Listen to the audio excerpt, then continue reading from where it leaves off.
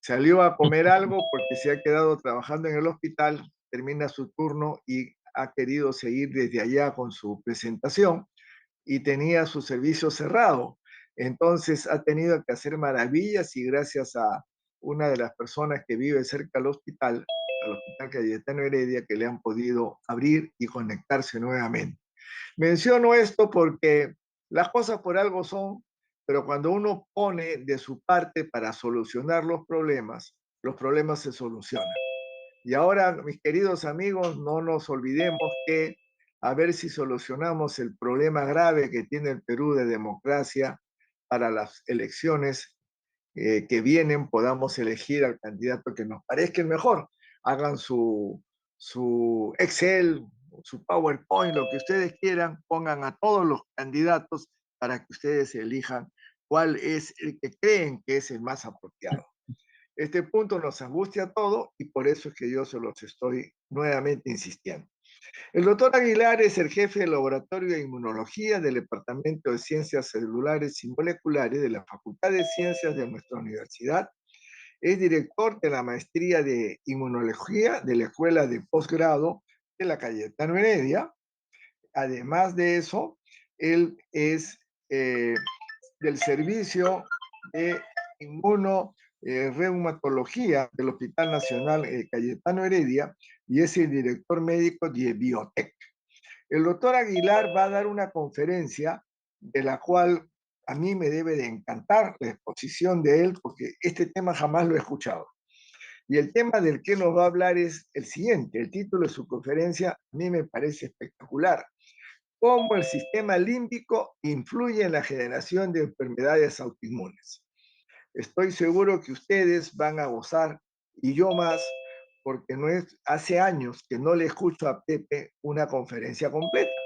Sí, le escucho siempre sus comentarios e intervenciones y comentarios viendo algún paciente o los que se presentan en las reuniones de la gran ronda de medicina los días miércoles en Cayetano, sus comentarios siempre muy en orden y de lo cual yo le agradezco porque aprendemos muchísimo y espero que ustedes y yo esta noche aprendamos de la exposición del doctor José Aguilar Olano y sobre todo que nos transmita ese entusiasmo y esa calidad humana que todos necesitamos al compartirnos él esta conferencia.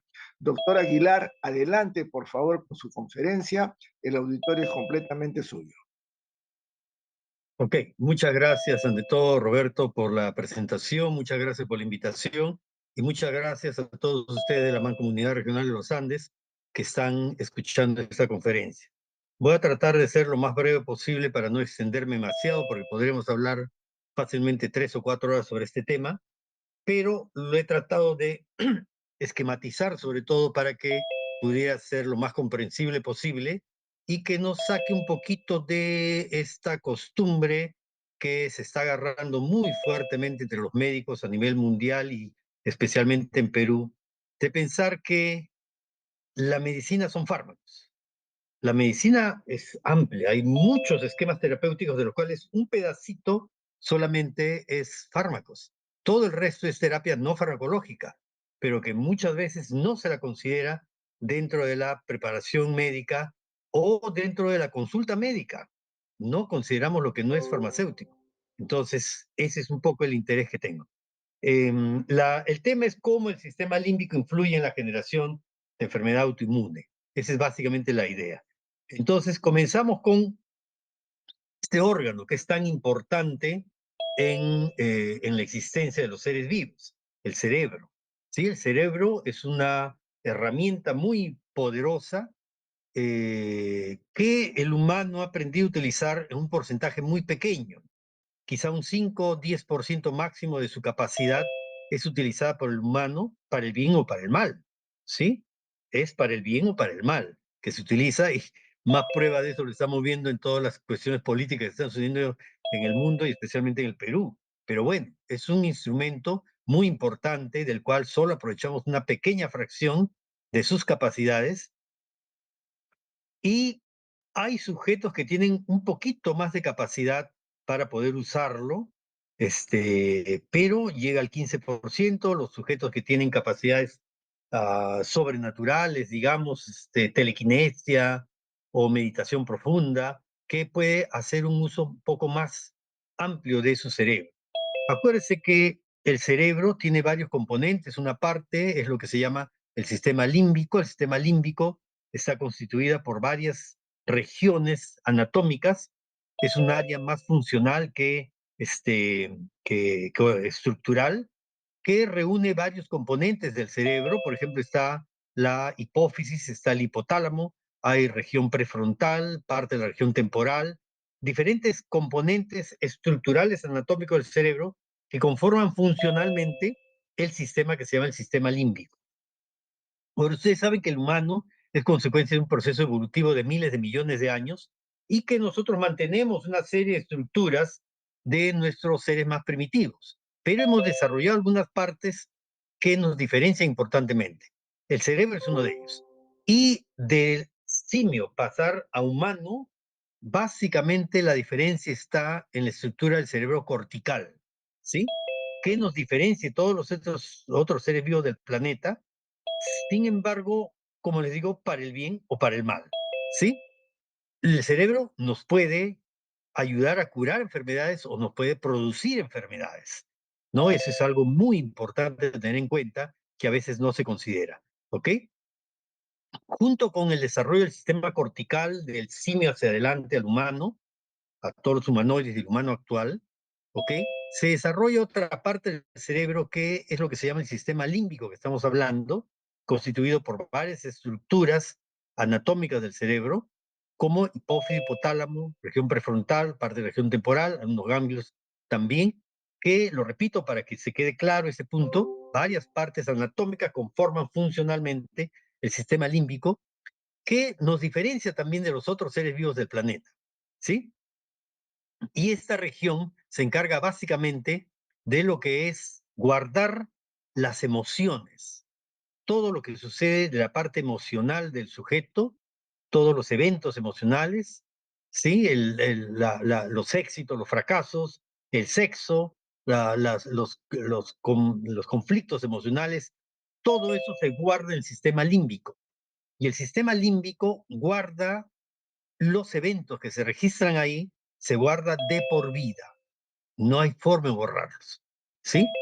Si en el Pepe, pasado Pepe, hubieron eventos disculpa, emocionales, perdón, doctor Aguilar, sí, todo esto lo está refiriendo solo en una diapositiva en que se solo ve en el una cerebro. diapositiva por ahorita. Ahorita comenzamos Ah, a no, cambiar. perfecto, no, te digo ¿Sí? porque Sí. las personas Estaban que te viendo están solo una escuchando, yo diapositiva, sí. entendía que era solo esto, y ahí te felicito. Sí, O sea que, perfecto. por favor, está todo en orden, les agradezco sus comentarios. Sigue, por favor, doctor Ok. Aguilar. Entonces decíamos que am, en el cerebro límbico se guardan todo lo que son las emociones, pasiones, sexo, éxitos, fracasos. Todo eso se guarda de por vida. Si en el pasado hay eventos emocionales negativos, eso queda registrado de por vida. Y si ese evento emocional es un evento negativo, asociado con una emoción negativa, eso va a reverberar en nuestro cuerpo durante toda la vida. ¿Sí?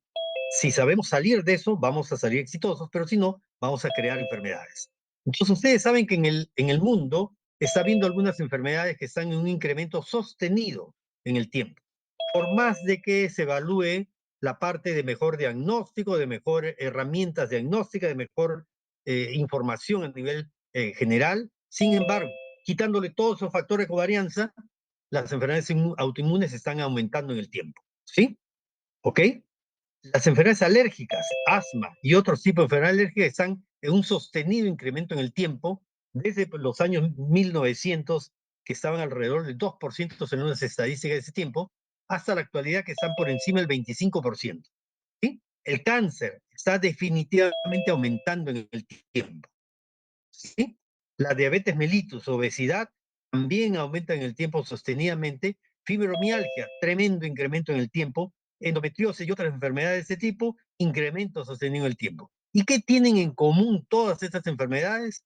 Básicamente, su patogenia asociada a estrés emocional, estrés psicológico, ¿sí? De tal manera que evidencias de que eso existe son muy claras. Ahora, las enfermedades autoinmunes son una falla del funcionamiento del sistema inmune.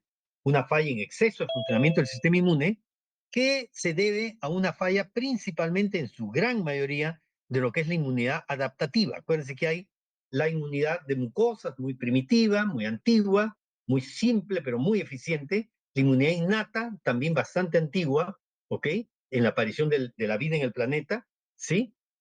Muy simple, muy rápida, pero de la cual se burlan muchos patógenos, y la inmunidad adaptativa, que es la más sofisticada, la más compleja, la más reciente en aparecer en la evolución de las especies, ¿ok? Y que la inmunidad adaptativa aparece hace más o menos 2.500 millones de años. Acuérdense, el humano tiene en el planeta 150.000 años si consideramos el Homo sapiens sapiens, ¿sí? Homo sapiens de segunda generación, 150.000 años. La inmunidad adaptativa tiene 2.500 millones de años atrás, ¿sí? En esa inmunidad adaptativa se produce el reconocimiento del epítope propio como extraño. Es el fundamento de una enfermedad autoinmune, ¿sí? Más o menos este es el esquema de inmunidad adaptativa que les quiero esquematizar solamente muy simple. Digamos, en la maestría, la inmunidad adaptativa se explican en 3 o 4 clases, ¿no? Para que se den cuenta de cómo estamos tratando de resumir. Los patógenos están en el medio externo, ¿sí? Hay el medio externo, el medio interno. Digamos, el medio externo es de mi piel, de medio interno, mi piel hacia adentro de mi cuerpo, y el medio externo de mi piel, todo el universo hacia afuera, ¿sí? Ese es el medio externo, y el medio interno es de mi piel hacia adentro. Entonces, es en la parte interna de nuestro cuerpo. En el medio interno no hay gérmenes. Los gérmenes todos están en el medio externo. De tal manera que si un germen quiere ingresar, va a tener que atravesar alguna mucosa, sea la piel, la vía respiratoria, la vía digestiva, la vía vaginal, la vía urinaria, la vía rectal, cualquiera de las mucosas va a tener que atravesar. Y ahí en esas mucosas están un grupo de células del sistema inmune llamadas las células presentadoras de antígenos, básicamente representadas por las células dendríticas y el sistema monocito macrófago, vamos a decir. Estas células de inmunidad innata, muy simples, en base a receptores, capturan un patógeno que haya ingresado hacia nuestro medio interno. Lo capturan y lo trasladan hacia el ganglio linfático regional a través del vaso linfático regional, ¿sí?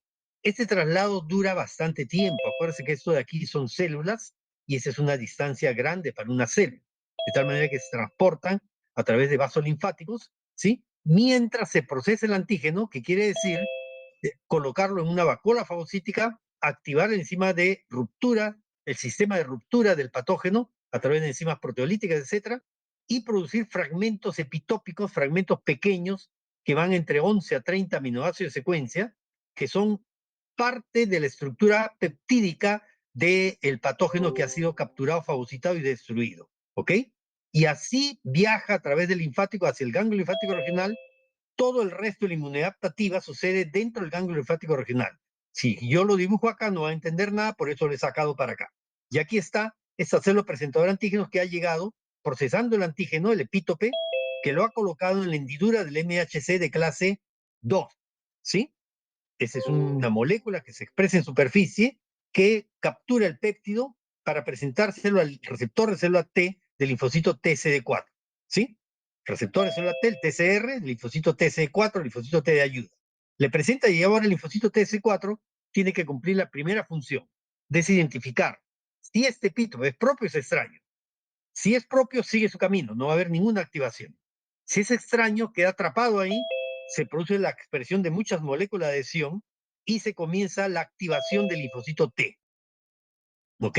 Si se reconoció como extraño. ¿Sí? Y esta activación del linfocito T va a llevar a funciones efectoras como activar el macrófago, el linfocito T citotóxico, la célula B para producir anticuerpos, natural killer cell, etc. Cualquiera de los brazos efectores de la respuesta inmune para eliminar a ese patógeno que ha ingresado a nuestro organismo. ¿Ok? Esto es la respuesta adaptativa en un esquema muy simplista. ¿Ok? Sin embargo, ¿qué es lo que pasa?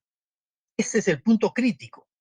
En este paso, el sistema presenta un epítope propio, pero por error el linfocito TCE4 lo reconoce como fuera extraño. ¿Sí? O sea, se presentó aquí un epítope propio de la estructura epitópica de nuestro cuerpo, o sea, de la estructura peptídica de nuestro cuerpo, pero el TCR, el linfocito T, lo reconoció como extraño y por lo tanto monta la respuesta ataque contra este patógeno que ha detectado a través de algunos de los brazos efectores. Acuérdense, el sistema inmune trabaja hasta la destrucción del patógeno. Ese es su trabajo, destruir al patógeno. Pero aquí reconoció un epítope propio, ¿sí? Entonces va a atacar hasta destruir el epítope propio. Pero el problema es que es un epítope propio, es un péptido propio de mi estructura. Por lo tanto, el organismo la va a volver a colocar y el sistema inmune lo va a volver a atacar y el organismo lo va a volver a colocar, atacar, colocar, atacar, reverbera todo el sistema y produce un proceso de ataque persistente continuo, ¿sí? Produciendo inflamación crónica, persistente, severa, que va a llevar a la destrucción del tejido que se está atacando y eventualmente a la muerte del patógeno perdón, del individuo. ¿Ok? Ese es el problema, que se ataca una estructura propia. ¿Sí? Entonces, el sistema de enfermedad autoinmune, el sistema inmune está atacando a una estructura propia del huésped. En otras palabras, el paciente se está atacando a sí mismo. La gran pregunta es por qué de pronto un paciente comienza a atacarse a sí mismo. ¿Sí? Ese es el punto. Esto es lo que todos ustedes han escuchado, han reconocido y conocen.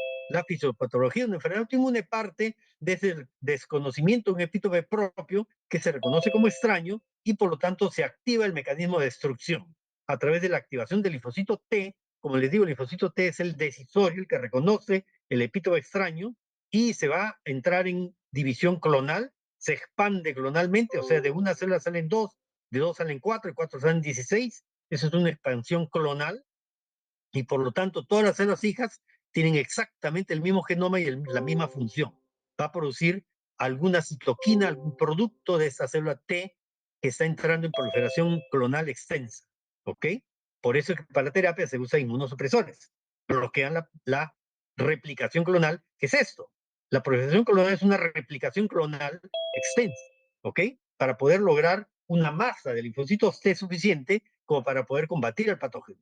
Y según quién sea el patógeno, se va a armar el brazo efector, se va a activar el brazo efector que corresponda. Por ejemplo, si se confundió el sistema con que era un germen intracelular, se va a activar el macrófago, porque es la degradación TH1, ¿no es cierto?, que va a producir la activación del macrófago. El ejemplo característico, artritis reumatoidea. Es una enfermedad por degradación TH1 principalmente que va a activar el macrófago. Pero acuérdense, es una sobreactivación porque el sistema reconoció un epítope propio como extraño. Por lo tanto, está sobreactivado, está activado en forma excesiva. ¿Ok? Y eso hace que se produzca una sobreactivación del macrófago y ese macrófago sobreactivado va a producir gran cantidad de metabolitos, enzimas proteolíticas, radicales de oxígeno, radicales de nitrógeno y citoquinas proinflamatorias. Estos metabolitos producidos en exceso van a producir destrucción tisular y proceso inflamatorio crónico. Puede ser que el sistema se active reconociendo al patógeno como otro germen, digamos a la estructura propia, perdón, como si fuera otro patógeno que no requiere de activación del macrófago, sino, por ejemplo, la activación de la célula B. Y entonces va a activar a la célula B, y la célula B es otra de las células de inmunidad adaptativa. T y B son las dos células de inmunidad adaptativa, por lo tanto va a entrar en replicación clonal también, una expansión clonal, porque una célula B que produzca un anticuerpo contra un patógeno, el patógeno se ríe, es muy poquito. Tiene que expandirse clonalmente para producir gran cantidad de ese anticuerpo que logre combatir al patógeno, eventualmente matarlo. ¿Ok? Por lo tanto, hay una expansión clonal. El problema es que se ha reconocido un epítope propio como si fuera extraño. Entonces, esa célula B está produciendo anticuerpos contra un epítope propio. ¿Sí? Entonces va a haber una sobreactivación. El ejemplo característico es el lupus eritematoso sistémico, donde se produce una excesiva producción de anticuerpos contra estructuras propias. ¿Ok? Los autoanticuerpos. Ejemplo característico, como le digo, lupus, cualquiera de estas dos rutas o de otras que se active, igual va a ir a producir una inflamación crónica, activación del complemento, daño sobre el tejido y eventualmente la muerte del huésped. Esta es una enfermedad autoinmune tal como ustedes la conocen. ¿Ok? Lamentablemente tengo que decirles que ustedes conocen solo un pedacito. Esa es una visión muy simplista del problema ¿sí? Una visión totalmente terminal, donde ustedes están considerando simplemente que la parte final del proceso, el momento en el cual se ha desconocido el epítope propio y se lo está atacando hasta la destrucción, ¿ok? Entonces, eso, digamos, no es exactamente así, sino que las causas del problema no se están conociendo. Ustedes están viendo solo desde acá, desconocimiento del epítope propio para producir el ataque sobre el tejido. Pero toda esta parte anterior no se investiga, no se conoce, ¿ok? Y por lo tanto no se toman medidas al respecto, ¿ok? Esa es más o menos la idea. El sistema límbico va a guardar las emociones, ¿sí? Y cuando son emociones negativas, va a originar una disfunción del sistema inmune que lo va a llevar a que se reconozca un epítope propio como extraño y se ataca el tejido. Toda la terapia médica está dirigido a este evento, a bloquear al sistema inmune para que no se produzca el ataque al tejido. ¿Ok? Pero nadie se va hacia este otro lado de acá, donde se preguntan por qué de pronto el humano comienza a desconocer al epítope propio. ¿Por qué sucede eso? La enfermedad autoinmune en realidad es una enfermedad muy compleja. Tiene muchas aristas sobre las cuales influye el desarrollo de la enfermedad. ¿Sí? Tiene genes de por medio, por supuesto, como cualquier enfermedad en cualquier ser vivo. Hay genes implicados en aterosclerosis, hay genes para diabetes, hay genes para hiperlipidemia, hay genes para enfermedad autoinmune, hay genes para la defensa contra infecciones, etcétera, etcétera. Todo tiene genes, pero los genes no ocasionan enfermedad. Los genes tienen que interactuar con otros factores que estén concurriendo para que se desarrolle una enfermedad. ¿Ok? Por ejemplo, hay infecciones asociadas con enfermedad autoinmune sobre un sujeto genómicamente predispuesto.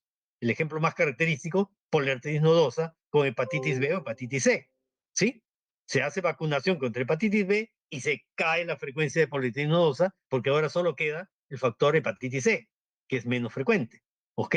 Se dan cuenta cómo la infección desencadena enfermedad autoinmune. Hay varios ejemplos. Las espondiloartropatías seronegativas con bacterias gram negativas intestinales, con bacterias de genitourinarias, etc. ¿Sí? La microbiota es un elemento muy importante en el mundo actual. Se está investigando tremendamente el rol de la microbiota para ocasionar enfermedad o para mejorar la calidad de vida o mantener la salud de la gente. Y esta microbiota depende de la alimentación que uno lleve. Y en Perú específicamente, ¿no? En varios países latinoamericanos, pero en Perú importantemente, la comida es muy rica, pero muy poco saludable. ¿Sí? ¿Por qué? Porque hay un exceso de carbohidratos de fácil digestión, exceso de azúcar, exceso de todos los tipos de dulces, exceso de harinas, de trigo principalmente, que causan una alteración de la microbiota, por una disbiosis que está asociada fuertemente con generación de enfermedad autoinmune.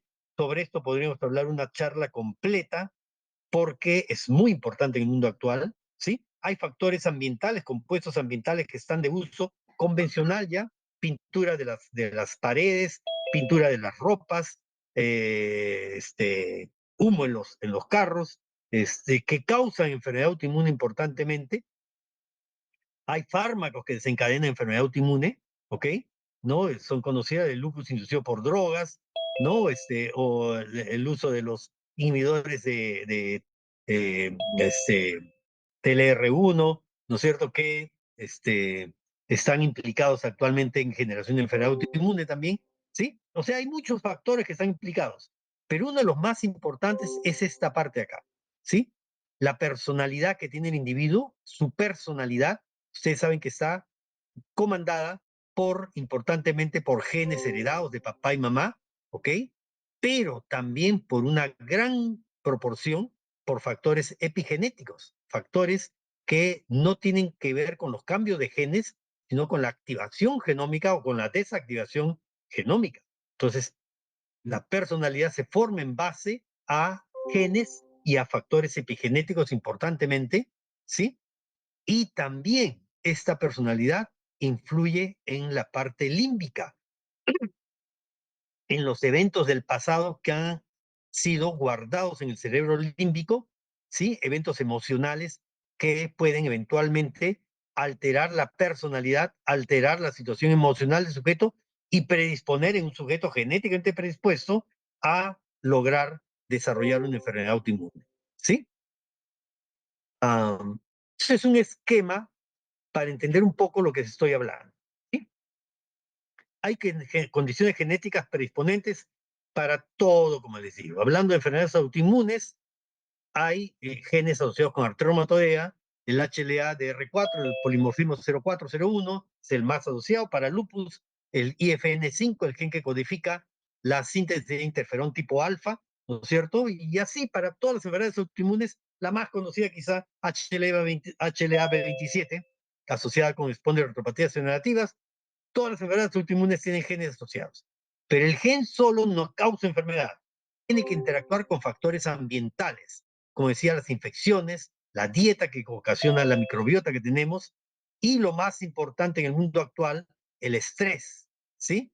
El estrés es importante que nosotros lo consideremos porque tenemos la posibilidad de modificarlo, ¿sí? Eso es muy importante. La cosa que la interacción de estos factores ambientales con factores genéticos predisponentes lleva al desarrollo inicial de una disfunción del sistema inmune a nivel molecular, ¿ok?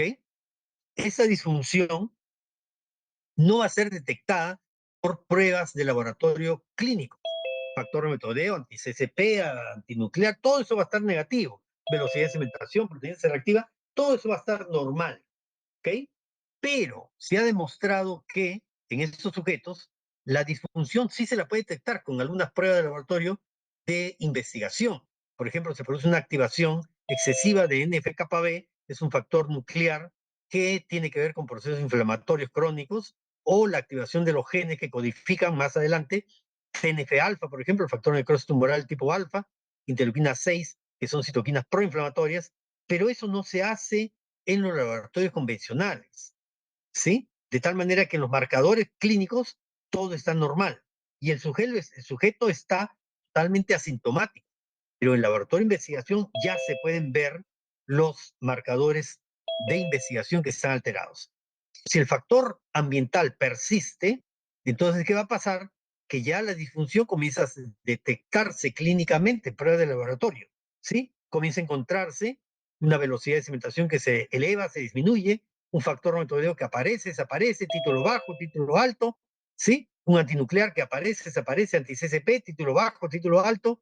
El médico dice, uy, ese laboratorio está fallando, me da valores muy cambiantes. No es eso, es el paciente que está haciendo esas ondulaciones en sus marcadores de autoinmunidad. Y el paciente usualmente va a estar asintomático o va a tener síntomas vagos, dolores generalizados, malestar, decaimiento, mucho sueño, depresión, que lo puede confundir con una fibromialgia, con depresión, y en realidad está generando ya el proceso de generación de la enfermedad. Y si el factor ambiental persiste, ya se va a declarar la enfermedad autoinmune tal como es. Una artritis reumatoidea, un lupus, una vasculitis, una dermatomiositis, etcétera, etcétera, etcétera. ¿Ok? Ahora, aquí es donde nosotros actuamos, porque aquí diagnosticamos la enfermedad y estamos dirigidos básicamente a bloquear al sistema inmune para que no produzca el daño en el tejido. ¿Ok? Pero todo este evento de acá lo estamos perdiendo.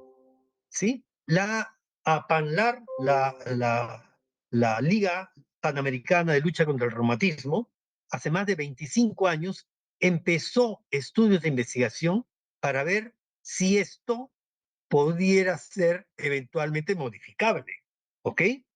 Y estableció ese sistema. Ese es para ver solamente la parte emocional. Un sujeto nace con genes predisponentes para el desarrollo de alguna enfermedad autoinmune, ¿ok? Nace y vive toda su vida como un joven sano, una mujer sana, ¿ok? Sin problemas. De pronto sucede algún factor ambiental, emocional disturbante, ¿no es cierto? Acuérdense que el Perú dicen que es un país de mucha violación y eso es totalmente cierto. Hay mucha violación en el país, lo niegue quien lo quiera negar. Pero es algo que no solo sucede en Perú, en varios países latinoamericanos también hay mucha violación, ¿no? Es un factor importante, estresante inicial, ¿sí? Pero puede haber otros, ¿no? Una pérdida de un familiar, digamos, hay muchas personas que se crían con su abuelita, ¿sí? O con su abuelito, se crían con un familiar y esa persona muere. Tremendo impacto emocional para la persona. O, digamos, un jefe que es totalmente intolerante, que le pone una situación emocional severa y la persona, la cosa es que hay un factor emocional disparador de la alteración y luego de eso cualquier pequeña cosa que le pase estresante comienza a hacer reverberar este factor emocional que le sucedió en el pasado. ¿Sí? Perdió el bus, se le fue el bus, recuerda la emoción negativa. No le alcanzó la plata para comprar algo, recuerda la emoción negativa. Sí va remembrando las emociones negativas hasta que llega un momento, digamos, por decir algo, 20 años de edad, donde ya el sistema límbico dispara el inicio del ataque contra el sistema y genera la enfermedad autoinmune. ¿Sí? Eso es lo que sucede. ¿Podemos cambiar este curso que parece irremediable? ¿Sí? La respuesta es sí podemos hacerlo, si es que entendemos bien lo que es una enfermedad autoinmune. ¿Ok? Aquí estaba diciendo el esquema anterior y la PANLAR hace más de 25, 24 años ha comenzado a trabajar desde el año 2000 más o menos la posibilidad de que pudiéramos cambiar esos factores ambientales predisponentes y recuperar la función del sistema inmune alterada, recuperar la disfunción y evitar que se desarrolle la enfermedad autoinmune. ¿Sí? Esto ha estado en la mentalidad de muchos investigadores para tratar de encontrar alguna estrategia para poder combatir esta situación. Y lo que se ha visto es que es posible hacerlo hasta determinado momento. Es lo que se llama la ventana de oportunidad terapéutica. Es así como se ha catalogado en el mundo, básicamente guiado esto por Panlar. ¿Sí? Y entonces podemos hacerlo y se han ensayado varios esquemas terapéuticos.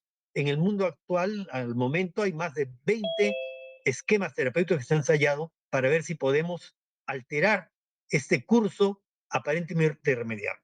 La enfermedad más común en el mundo es la artritis reumatoidea. Si queremos investigar algo como esto, artritis reumatoidea va a ser el modelo ideal por la cantidad de pacientes que hay. Más o menos 1% de la población humana va a desarrollar 1%, mayormente mujeres, ¿no es cierto? Edad joven usualmente, ¿sí? Y se ha visto que artritis reumatoidea sigue este camino exactamente como lo hemos guiado en un 35% de pacientes, ¿sí? Sin este camino de alterar los marcadores, luego la clínica y desarrollan artritis reumatoidea, ¿ok? Entonces se dijo, se puede intervenir, ¿sí? Hay un pequeño error, aquí sigue una lámina que no corresponde, vamos a volver a ella. Uy, no, perdón. Se me ha pasado un grupo de láminas. ¿Ok? Miren, ¿cuál ha sido la intervención? Han sido, como le digo, más de 20 productos que se han ensayado. Uno de los primeros productos que se ensayó fue rituximab. Rituximab, ustedes saben que es un anticuerpo monoclonal contra el antígeno CD20. Ese antígeno CD20 lo expresa la célula B que está activada. De tal manera que si yo le pongo rituximab a una persona, va a opsonizar a la célula B, se va a acoplar a la superficie de la célula B y una célula opsonizada va a activar el complemento, le va a romper la membrana y va a venir el fagocito y lo va a comer, se lo va a fagocitar y lo va a destruir. Por lo tanto, elimina las células B y el paciente mejora notablemente su artritis reumatoidea, ese rituximab. Se probó, se dijo rituximab podría mejorar esto y se vio que sí. Usando rituximab se logró reducir del 35% al 28% la posibilidad de que esos pacientes que ya estaban en camino a hacer artritis reumatoidea desarrollen artritis reumatoidea. ¿Ok? Se disminuyó al 28%. Se ha usado varios productos, como le digo, más de 20. Uno de ellos es otro interesante que fue Abatacept. Abatacept se usó y disminuyó del 35% al 27% la chance de que el paciente desarrolle artritis reumatoidea. ¿Ok? Y uno de los productos que ha dejado el mejor resultado hasta el momento actual ha sido hidroxicloroquina. La hidroxicloroquina en tabletas de 400 miligramos usados de lunes a sábado en los pacientes ha logrado disminuir la chance de que el paciente desarrolle artritis reumatoidea, ¿sí? De 35% ha bajado a 5%. Este artículo ha sido publicado, el artículo con los resultados del seguimiento a 2 y 3 años, ha sido publicado en el Journal Clinical Rheumatology del año 2018, donde se muestra el artículo y se hace el seguimiento a 3 años de estos pacientes y solamente 5% habían desarrollado reumatoidea el 30% no había desarrollado artritis reumatoidea, ¿ok? Estaba asintomático, ¿sí? Se hizo un metaanálisis hace un par de años, el año 2023, salió un metaanálisis analizando todos estos 20 estudios que se hicieron con fármacos para ver si disminuían la posibilidad de que se desarrolle artritis reumatoidea. Los resultados no son exitosos. Se vio en ese metaanálisis, en ese resultado, en ese estudio, de que todos los pacientes que habían evitado desarrollar enfermedad, al cabo de 5 y 7 años, habían desarrollado artritis reumatoidea. Conclusión de este metaanálisis es que hemos logrado retrasar el inicio de la enfermedad, pero no eliminar la posibilidad que genere la enfermedad. ¿Ok? Algo nos falta. ¿Qué cosa no se ha aplicado? Terapia mente-cuerpo. El estrés emocional, eso es lo que no se ha aplicado. Control del estrés emocional, eso es lo que no se ha aplicado en estos estudios y que de repente podría ser un punto que sería críticamente importante para ya no hacer que se retrase la enfermedad, sino que desaparezca la posibilidad de enfermedad. Esto lo encontré en internet, es muy importante y dice, lo que no resuelves en tu mente, tu cuerpo lo convertirá en enfermedad. ¿Sí?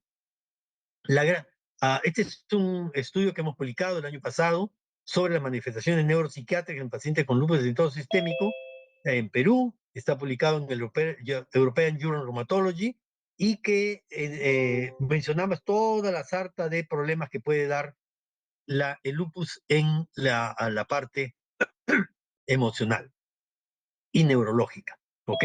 Sin embargo, lo vimos de lupus en adelante, nuevamente. El punto es verlo de lupus para atrás, ¿sí? ¿Qué cosa generó el lupus? Este estudio es un estudio antiguo publicado en el Trends in Immunology del año 2003, donde ya formalmente, eso ya estaba en uso hace tiempo, pero formalmente se preguntan cómo así el estrés emocional influye en la respuesta inmunológica, ¿sí? Y la explicación es bastante simple, bastante fisiológica. ¿Quién controla, vamos por acá, quién controla la liberación del cortisol, que es la hormona que controla el sistema inmune? La hormona, el glucocorticoide, el cortisol, se produce en la glándula suprarrenal, como ustedes saben, por acción de la ACTH. La ACTH se produce en la hipófisis, por regulación también de la CRH, que se produce en el hipotálamo, ¿sí? Hipófisis, hipotálamo es parte del sistema límbico, ¿sí? O sea, la regulación del ritmo circadiano, premio Nobel de hace unos 3, 4 años, ¿no es cierto? Que nos dice que el ritmo circadiano no es un disparo 24 horas, es un continuo de disparos, de señales para producir una regulación perfecta de la secreción de cortisol para mantener todo el sistema inmune trabajando en regla, ¿sí? Porque va a influir sobre las células diferentes del sistema inmune, sobre el timo para la producción de las células, la médula ósea, su producción, los nodos linfáticos, el vaso, etcétera, en todo lo que implica el sistema inmune, en sus células y en sus órganos, está regulado por el cortisol, y este cortisol regulado por ACTH y el ACTH por CRH, ambos límbicos, ¿sí? Ambos órganos del sistema límbico, de tal manera que el sistema límbico directamente controla al regulador del cortisol, que controla todo el funcionamiento de todo el sistema inmune. Pero ojo, no solamente controla al cortisol, también controla a través del TSH a la liberación de la hormona tiroidea. Y la hormona tiroidea, TSH, T3, T4, son regulados en forma minuciosa también desde la hipófisis y del hipotálamo, ambos del sistema límbico, de tal manera que el sistema límbico también controla el TSH y la hormona tiroidea. Por eso es que cuando una persona tiene algún evento emocional, dispara el TSH y el sujeto, el médico dice, hipotiroidismo subclínico. Error. Ya eso está bien establecido en las guías actuales sobre hipotiroidismo subclínico. No se da tratamiento salvo condiciones especiales. ¿Sí? Entonces, ¿por qué? Porque esto se desregula también por factores emocionales. Y también el sistema límbico controla a las hormonas sexuales, gonadales, el LH, FSH, que va a actuar sobre las gonadas la producción de estrógenos, que también controla el sistema inmune, y la producción de progesterona, testosterona y sus precursores, que también controla al sistema inmune, controlado también por LHFSH, que se produce también el sistema límbico. ¿Se dan cuenta cómo todo está encerrado? ¿Ok? Y por eso, cuando una persona tiene estrés emocional, no sale embarazada. Se le hace todas las pruebas, varón, mujer, todo normal. Y cuando hay eso, me lo mandan para que evalúe la parte inmune. Se encuentra que todo está normal en el sistema inmune también. ¿Y qué hacemos? Lo mandamos a la pareja sin celular, que no llame por teléfono y que se pierda un par de meses los dos solos. Se van, dejan hijos, dejan trabajo, dejan todo y se van 2 meses donde quieran. ¿Sí? Y la mujer siempre vuelve embarazada. ¿Ok? ¿Por qué?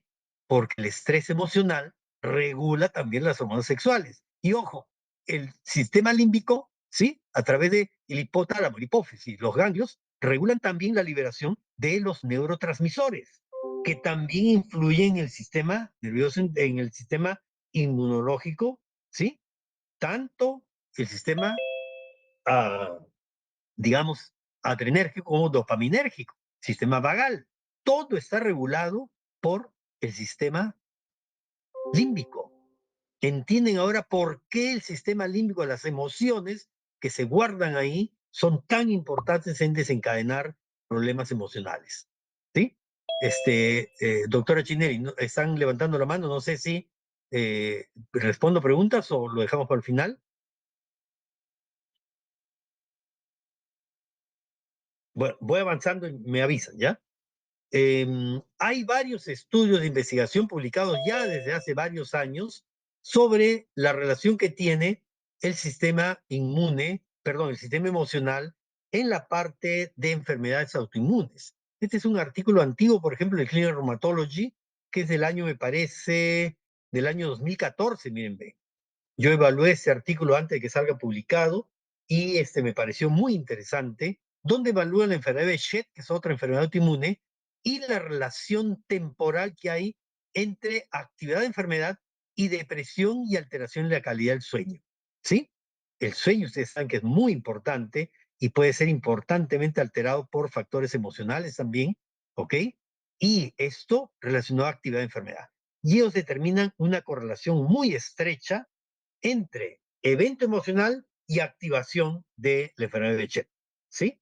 Por lo cual fue rápidamente aprobado para publicación en este artículo, un R de 0.559, un P altamente significativo, menor de 0.001, ¿ok? Que demostraba la relación entre esos dos componentes, depresión, alteración del sueño y actividad de enfermedad. Hay muchos artículos, como les digo, no les voy a poner todo porque sería interminable, de la relación entre la parte emocional y la parte de desarrollo de enfermedad autoinmune. ¿Sí? Esto, por ejemplo, del Journal Immunology del año 2014 también, donde se evalúa el estrés psicológico en niños que puede alterar la respuesta inmune, claramente demostrado con medición de cortisol, este otro, cortisol en suero también en los niños estresados del grupo control no estresado. Sin embargo, este estudio yo considero que es uno de los más fuertes, más sólidos desde el punto de vista estadístico epidemiológico. ¿Sí? Es un estudio publicado en el JAMA, Journal of American Medical Association, del año 2018. Es un estudio realizado en Suecia. Ustedes saben que en Suecia todos los sujetos están totalmente metidos en base de datos, se sabe todo de cada individuo, inclusive de los visitantes, se sabe todo, dónde viajan, cómo gastan, qué papel higiénico usan, todos saben en Suecia de sus habitantes, ¿sí? Y ellos establecieron un estudio muy interesante. Agarraron todas las personas que habían entrado en la clasificación del MSD5, MDS5, ¿ok? En la clasificación de enfermedades del sistema neuropsicológico, ¿sí? O sea, depresión, ansiedad, angustia, psicosis, todas las enfermedades psicológicas, psiquiátricas se catalogan en ese DMS5 y se vio todas las personas que tuvieron algún problema emocional registrado en el DMS5 y se lo siguió por un promedio de 10 años en el tiempo. En total han sido como 20 años de seguimiento, pero un seguimiento en promedio de 10 años, ¿ok? y se vio cuál es el riesgo relativo de desarrollar enfermedad autoinmune en estos pacientes comparados contra toda la población que no había registrado registro en el DMS5, o sea, los que no habían tenido problemas emocionales. Se agarró un tercer grupo, un segundo grupo control, ¿sí? Que eran los hermanos de las personas que tuvieron registro en el DMS5, ¿sí? O sea, para ver la parte genética, cuánto del problema de autoinmunidad tiene el componente genético y cuánto tiene el problema ambiental, en este caso el estrés emocional, ¿ok? Y se encontró que las personas que habían tenido estrés emocional, ¿sí? Muchos años antes, tuvieron un riesgo relativo mucho mayor de desarrollar enfermedad autoinmune que los que no tuvieron esta situación de estrés emocional en años previos. Y en cambio, los hermanos de las personas que desarrollaron estrés emocional, pero que no hicieron enfermedad autoinmune, ¿sí? Tenían un riesgo relativo parecido al de la población general, no parecido al de sus hermanos que sí desarrollaron alteración emocional, ¿sí?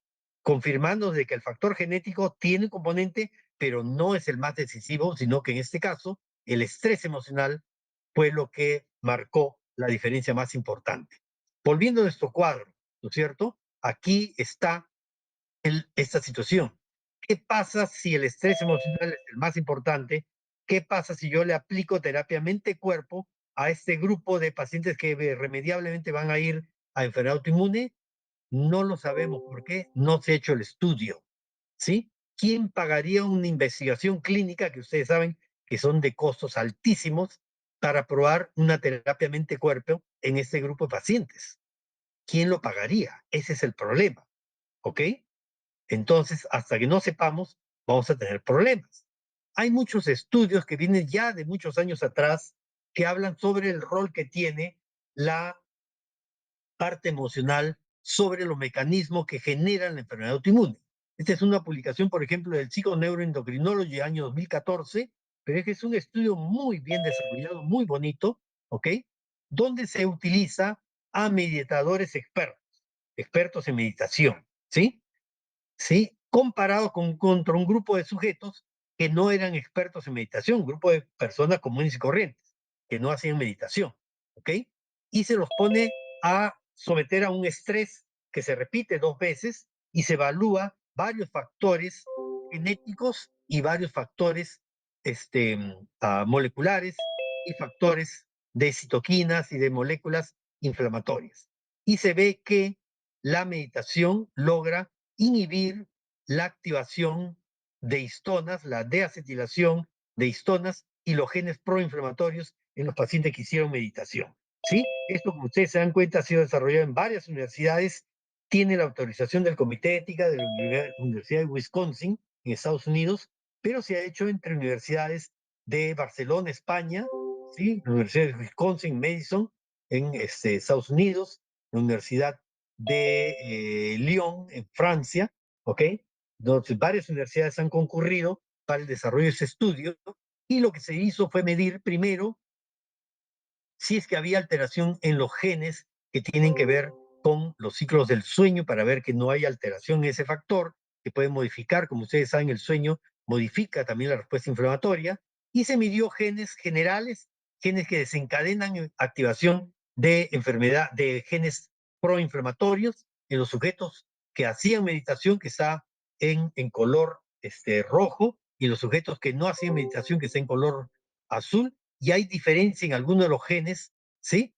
Y se hizo la correlación entre la activación de las deacetilasas de histonas, esta por ejemplo la HDAC2, y su correlación con estos genes que tienen que ver con la activación de la inflamación, ¿no? Esos genes quizá para ustedes de repente son un poco complicados, pero para hablar de un gen mucho más sencillo, el gen de COX-2, ¿sí? Midieron la activación del gen COX-2 y los sujetos que hacían meditación, la activación del gen COX-2 fue mucho menor que los que no hacían meditación. En rojo están los que hacían meditación, disminuyó su activación del gen COX-2, el gen de la ciclosinasa 2, que es la proinflamatoria, ¿se acuerdan?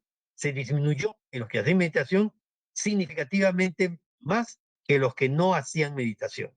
Se midió esto en proteínas también, que está la medición de la proteína, es el control, ¿no es cierto? Y los que hacían meditación, en el segundo test, activaron mucho menos el gen COX-2 que los que no hacían meditación. Y eso lo podemos ver también en la proteína ya, y se ve que los que hacían meditación tuvieron mucha menor concentración de proteína COX-2 que los que que los que hicieron meditación. La disminución fue mucho mayor en las personas que hacían meditación que los que no hacían meditación. ¿Ok? De tal manera que se muestra cómo está produciendo esto. ¿Sí? Hay muchas investigaciones más, pero no los quiero aburrir, ya estamos con el tiempo que nos viene avanzando, entonces quiero más bien tener un poco de tiempo para preguntas. Entonces la idea es que hay genes predisponentes para el desarrollo de enfermedad autoinmune, pero esos genes solos no producen enfermedad, tienen que interactuar con factores ambientales como infecciones, por ejemplo, la alimentación, la dieta que lleva a la disbiosis, que ocasiona también enfermedad autoinmune, pero importantemente tiene que ver con disfunción del sistema límbico. Interactuando van a dar la alteración del sistema inmune que va a llevar al ataque del tejido y eventualmente ocasionar lesión y muerte del sujeto. Toda la formación médica nos ha llevado a estudiar estos fármacos, ¿sí? Los inmunoreguladores, metrotexate, ciclofamida, prednisona, todos los agentes biológicos, todos los agentes inhibidores de tirosinquinasas, los que van a bloquear la replicación celular o la activación celular, bloquear las citoquinas, ¿sí? O bloquear otros mecanismos fisiológicos, ¿no es cierto? Para controlar el daño en el tejido. Pero nadie se va al otro lado, cuando podríamos actuar, por ejemplo, ¿sí? En cambios en los estilos de vida, cambios dietarios, por ejemplo, que es tan difícil de lograr. La gente sabe que no debe usar alimentos tóxicos como alimentos azucarados, alimentos ricos en carbohidratos de fácil digestión, ¿no es cierto? Derivados de glucosa, derivados de harina de trigo, ¿no es cierto? O, por ejemplo, condimentos artificiales, glutamato monosódico, etcétera. O sea, hay varias cosas que debería hacerse, hacer ejercicio regularmente, eso actúa importantemente aumentando la producción de neurotransmisores que son favorables a un estilo de vida saludable, ¿no? Activando endorfinas que van a ayudar a mantener la situación emocional importante. O sea, se puede hacer cambios acá o vacunar, por ejemplo, contra gérmenes que pueden estar ocasionando enfermedades. Ya hay varias vacunas que se están utilizando, hepatitis B, le dije un ejemplo, o podríamos intervenir también a ese nivel en la disfunción del sistema límbico a través de las terapias mente-cuerpo que son tan bonitas, tan influyentes en la vida de los pacientes, pero que muchas veces los médicos ni siquiera conocen su existencia. Nunca se les habló durante la formación médica de que existen esas terapias. ¿Cuántos de ustedes han escuchado hablar de biodescodificación, de biodanza, de imaginería guiada, de movimientos oculares? Y se han escuchado hablar de yoga, tai chi, que son también parte de las terapias mente-cuerpo, pero las otras que son tan bonitas, ¿no? ah, pero que no son conocidas por profesionales. Y aquí nosotros hemos actuado, tenemos en el servicio de inmunorreumatología, aplicamos terapia mente-cuerpo desde hace muchos años ya, más de 10 años, hemos ganado premios nacionales, internacionales, con trabajos realizados en este tema, hemos ganado concursos de residentes de reumatología con esta temática, pero no se expande eso, ¿sí? Necesita más difusión y necesita que más médicos tengan conocimiento de que existen, por lo menos no me crean, solo sepan que existen esas terapias y busquen información científicamente válida de todos los resultados favorables que están sucediendo con esas terapias. Miren, la Asociación Americana de Reumatología, ustedes saben que es bien dura para poder poner algo que no tenga pruebas fehacientes de esos resultados. Y ya sacó la guía de el manejo no farmacológico de enfermedades autoinmunes, dentro de las cuales está, por supuesto, todas las terapias mente-cuerpo, las terapias dietarias y otros tipos de ejercicios y otros tipos de terapias no farmacológicas. ¿Sí? Pero les aseguro que muchos, inclusive reumatólogos, no conocen la existencia de esta guía para el manejo de terapias no farmacológicas en artritis reumatoidea principalmente. ¿Ok? Hasta aquí les quiero hablar y me gustaría encantado de poder responder algunas preguntas que ustedes tuvieran. ¿Ok? Muchísimas gracias, doctor Aguilar, por tan clara y excelente conferencia. Nos ha llevado a un mundo que por lo menos el suscrito no conocía y que estoy seguro a todos nos ha encantado.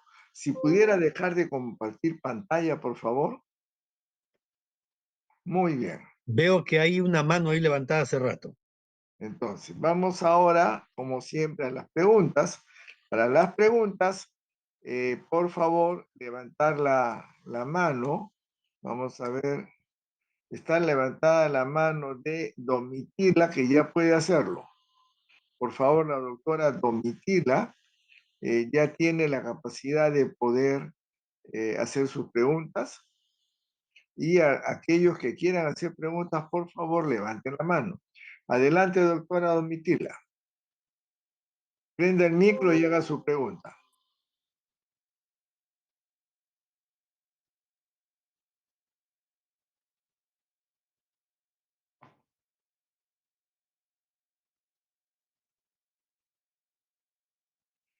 Como la doctora Domitila no ha aprendido su micro, acá Prenda su la micro, doctora doctora Laura Domitila. Ernestina Moreno también tiene una pregunta, por favor. El doctor Chirinos también tiene pregunta. Levanten la mano, dar el uso de la palabra al doctor Chirinos, por favor, Ronald. Y también le vas a dar el uso de la palabra a la doctora Laura Ernestina Moreno Ibarra. Yo siempre prefiero que cada uno haga su pregunta porque yo leo y no lo voy a hacer tan bien como que lo hagan ustedes. ¿Listo, doctor? ¿Listo ya, doctor Chirinos?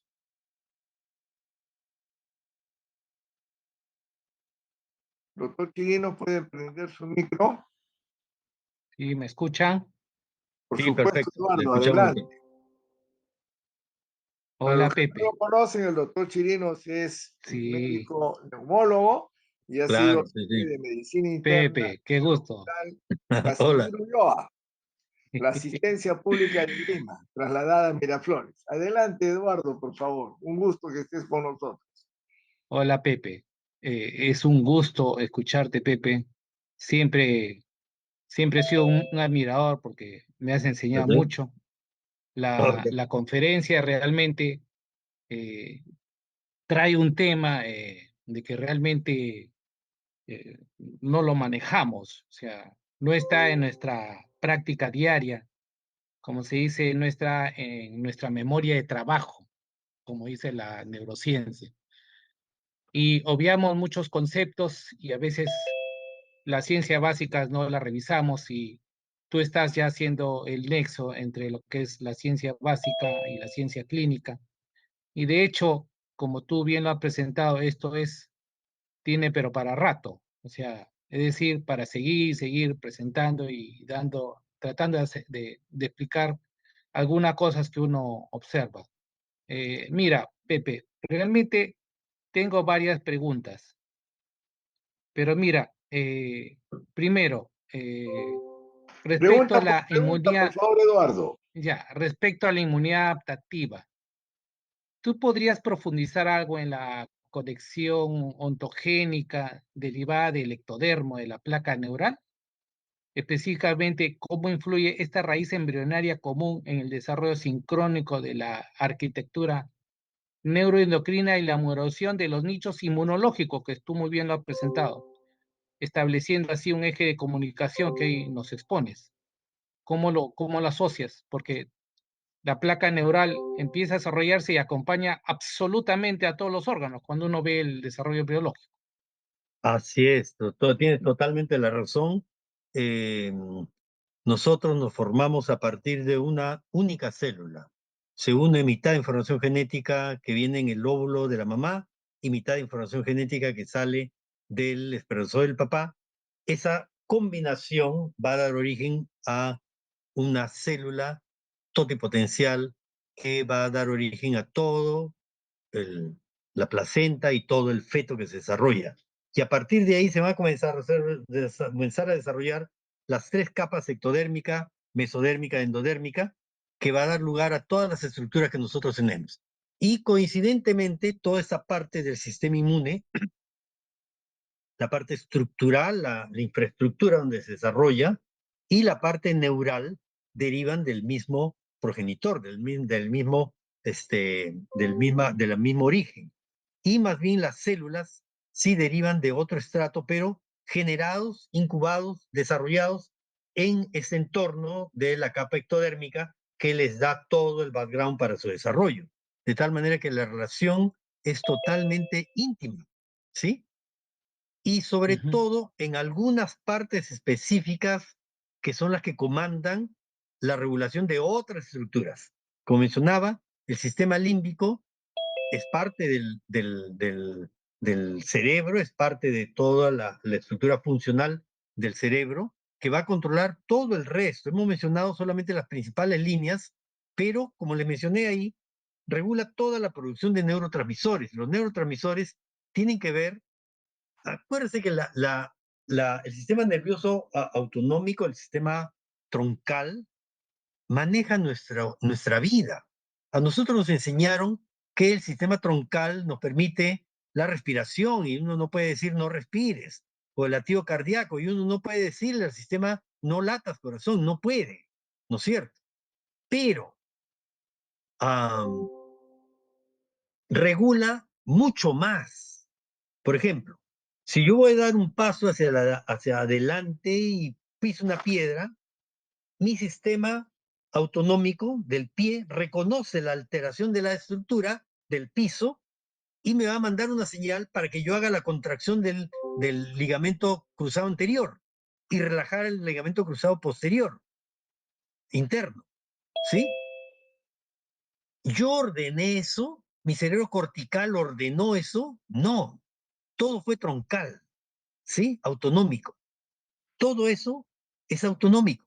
Digamos, cuando yo como el alimento, me como un alimento, el sistema intuye que en ese alimento va a venir vitamina calcio. Y como va a venir calcio, yo necesito tener en el epitelio intestinal, en el borde del cepillo intestino, necesito tener vitamina D para poder absorber el calcio. Si yo no tengo vitamina D en el borde del cepillo del intestino, por más de que consume el calcio que quiera, no lo voy a absorber. Y la vitamina D3, que es la funcional, es una molécula muy inestable, por lo cual el organismo lo guarda en el depósito, que es el tejido adiposo principalmente, menos en el tejido muscular. En el momento en que yo veo corticalmente la comida, troncalmente mi sistema troncal está movilizando vitamina D desde el depósito del tejido adiposo hasta el borde del cepillo del intestino para absorber el calcio. Y una vez que pasó el alimento, vuelve a regresarlo al tejido adiposo para que se mantenga y se degrade lo menos posible, porque la vitamina D3 es muy inestable, ¿sí? Yo ordené esa movilización, no, fue el troncal. Se dan cuenta que el troncal maneja todo, también maneja cómo vamos a sentir las cosas, ¿sí? Cuando ustedes ven en la enamorada, se les pone la piel de gallina, ¿sí? O peor, si ven a la chica o al chico que ustedes quisieran, pero que no les hace caso, la piel se les pone gallina. Ustedes le ordenaron que se produzca la erección de los folículos pilosos. No, troncal. Todo eso fue troncal. Se dan cuenta que el troncal maneja todo junto con el límbico. Eso explica por qué este juego de troncal y límbico maneja todo nuestro sistema. Y es por eso que ustedes tienen una emoción brusca y de pronto ¡puc!, se les dispara la presión arterial. Llega a un consultorio de algún centro y dicen, tiene hipertensión. No, pasó el evento emocional, al día siguiente le toman, la presión está normal, pero el médico ya le colocó hipertensión, ya le inició tratamiento. O tiene una discusión la señora con el señor por un tema determinado, se molesta, la señora se pone mal, va a la emergencia, le toma una glucosa y está en 160. Y le dicen, señora, usted tiene diabetes mellitus y toda su vida tiene que tomar un antidiabético. No, le miden 3, 4 días después cuando ya está emocionalmente tranquila y su glucosa está normal. ¿Por qué? Porque la emoción alteró todo el sistema, ¿sí?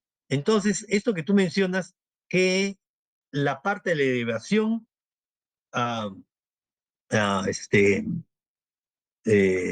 embrionaria tiene que ver con todas esas interrelaciones, sí, totalmente, y todas están interrelacionadas. ¿Por qué? Porque derivamos de una sola célula que se formó por el espermatozoide y luego la mamá, y de ahí salió todas las demás, y todas están intercomunicadas, aunque no lo creamos, y la evidencia científica actualmente lo demuestra, ¿sí?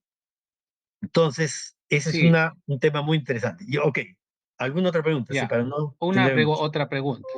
Sí, Considerando que el aprendizaje y la experiencia, como este intercambio académico que estamos teniendo, generan cambios inmediatos en la conectividad sináptica y la expresión génica, a mí me da la controversia en lo que has planteado.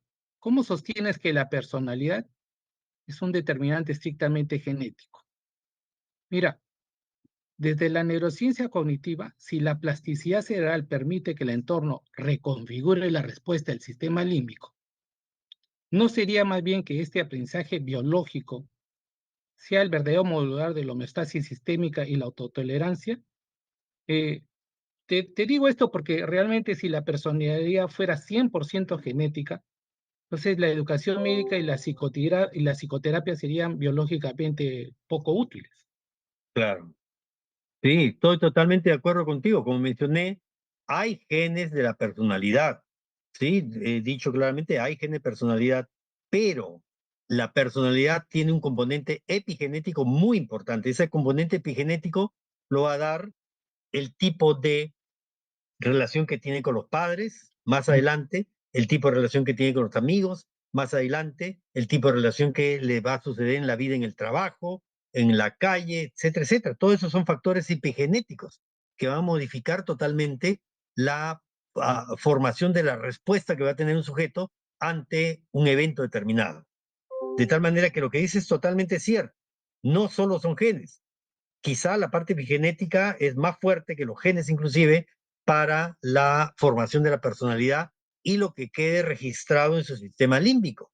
Hay gente que puede tener una violación y nunca va a ser enfermedad autoinmune. ¿Por qué? Porque su personalidad, en base a todos estos factores moduladores, generó una resiliencia muy buena que superó eventos emocionales de ese tipo y no hacen enfermedad autoinmune aunque tenga eventos emocionales muy fuertes. Y otros con eventos emocionales menos fuertes van a desarrollar enfermedad autoinmune por su base de personalidad y de recuerdos en el sistema límbico, ¿sí? Definitivamente eso es así, hay unas interrelaciones, por eso es que podemos intervenir. Y por eso es que la terapia mente-cuerpo puede modificar y modifica, ojo, no modifica solamente la personalidad y cómo esa personalidad reacciona ante los eventos emocionales externos, sino que modifica el funcionamiento de muchos de los órganos y de los sistemas del cuerpo, ¿sí? Modifica todo, de tal manera que sí tenemos oportunidad de intervenir. Quizá una de las enfermedades menos terapéuticamente abordables dentro de enfermedad autoinmune es la esclerodermia. Es una enfermedad que puede ser bastante mala, pero los fármacos mayormente no funcionan. Muy poco capacidad de funcionar fármacos para esclerodermia cuando es severa. En cambio, lo que tenemos de experiencia aquí en el hospital, la terapia de anticuerpos funciona mucho mejor que los fármacos. Y eso viene de información mucho, mucho más antigua, donde las terapias mente-cuerpo también se pueden aplicar sin tener conocimiento que son terapias mente-cuerpo. Digamos, una misa de sanación es una intervención mente-cuerpo, ¿sí? El Mira, personaje que hace esa intervención tiene conocimientos de su intervención, pero no sabe que está haciendo terapia mente-cuerpo, pero la está haciendo. Está impactando en su sistema límbico para modificar ese entorno que le estaba causando problema y le ayudó al paciente. ¿No es cierto? Ustedes han visto, hay una película que se llama Mi otra yo. Les sugiero que lo ven, está en Netflix, donde una doctora no creía en las terapias de ese tipo mente-cuerpo, de tipo, esta película sobre eh, familiares, se me fue el nombre. Am, ¿Alguien se acuerda? Se llaman am,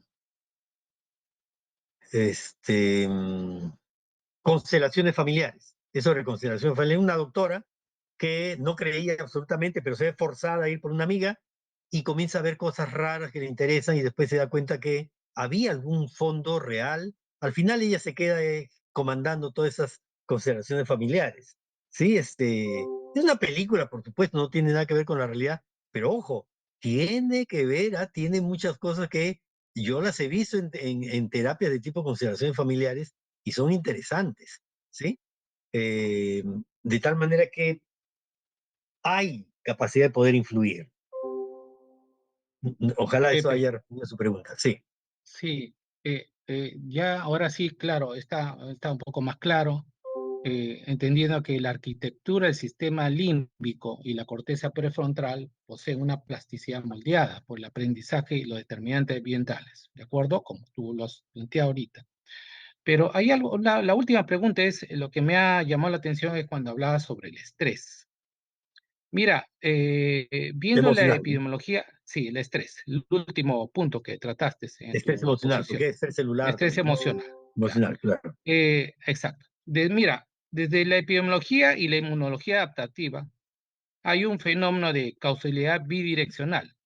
Sí, Si bien el estrés psicógeno puede preceder a la disfunción inmune, sin embargo, la respuesta inflamatoria ante una infección, imagínate un resfrío común, actúa per se como un estresor biológico que activa el sistema eje límbico hipotalámico. ¿Cómo tú diferencias, en términos de determinantes biológicos, qué evento es el primario en la génesis de la autoinmunidad y cómo evitas el sesgo de considerar el estrés únicamente como causa y no como una consecuencia de este proceso patológico?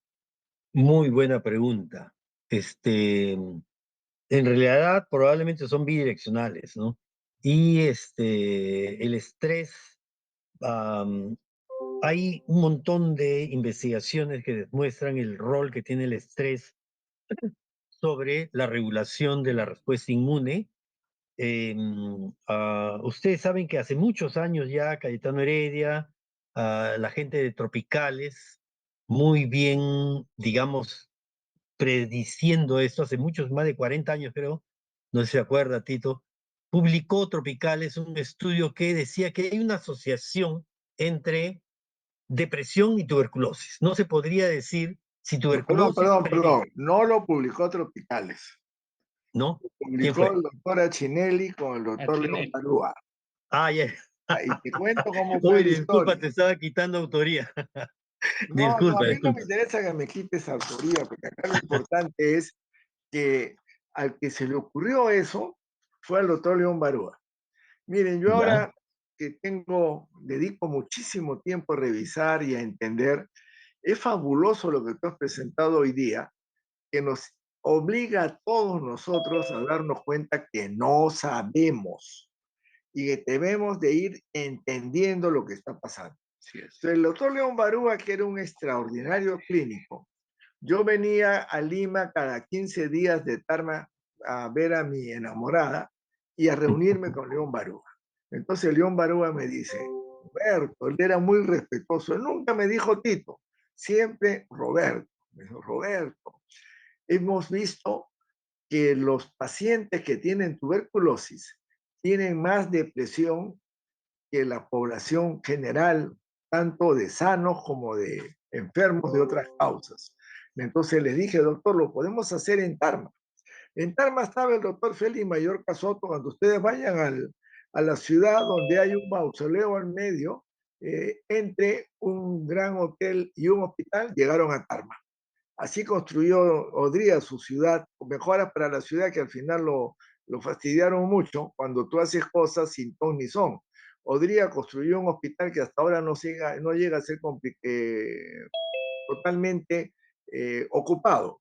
Y entonces, en ese hospital trabajaba el doctor Mallorca y él tenía hospitalizados a gente que venía de la selva central para recibir su tratamiento de tuberculosis tipo sanatorial. Hicimos un estudio en el que los equiparamos por trabajador manual, trabajador intelectual y por edad y sexo. Y que lo que resultó fue que los que estaban menos graves, que eran los tuberculosis, que en su mayoría venían de la selva, y lo que tenían era una hospitalización de tipo sanatorio, porque en los sitios donde ellos vivían no llegaba al programa de tuberculosis, porque no había en esa época ni centros de salud. Estas personas tenían los valores de una evaluación de depresión, que era el Symptom Checklist de Drogatis y colaboradores, más altos sus valores que los pacientes internados por enfermedades agudas, que eran más severas para el paciente. O sea, no era que fuera que el paciente tuberculoso estuviera más enfermo, sino el más enfermo era el no tuberculoso, pero tenía más altos estos valores.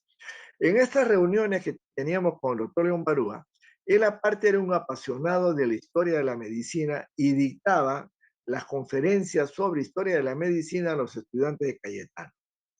Y lo que sucedió fue que un día vengo a Lima y me dice, Roberto, mira, y me enseña un libro que se titula El Tratado de la Ocultación Mediata, que es el libro donde el sabio Laennec, el año 1816, pone las observaciones del empleo del estetoscopio, que Laennec se tomó el trabajo de relacionar lo que él escuchaba con los hallazgos patológicos. Esto llevó a que él tuviera tuberculosis y falleció él finalmente por esta enfermedad. Lo criticaban mucho los médicos de su época, pero Laennec tenía más adentrado que cualquiera de nosotros el servicio a los pacientes y por eso no le importó contagiarse. Y en este libro hay toda una paginita que está dedicada a describir lo que Laennec encontró atendiendo a un grupo de monjas de clausura. Él encontró que este grupo de monjas se renovó durante los 10 años en que él describe 2 y 3 veces, porque a esta monjita les dio tuberculosis y salieron del convento. Pero encontró que había un grupo de monjitas que no les daba tuberculosis. ¿Quiénes eran? La superiora, la cocinera, la que trabajaba en la huerta y la que era la única que le permitían salir de vez en cuando a hacer las compras. Y yo no me voy a olvidar de eso. Y lo interesante de esta observación de León Barúa es que se publicó en la revista Diagnóstico el año 1981 y en la literatura occidental recién aparecen artículos después del año 2000.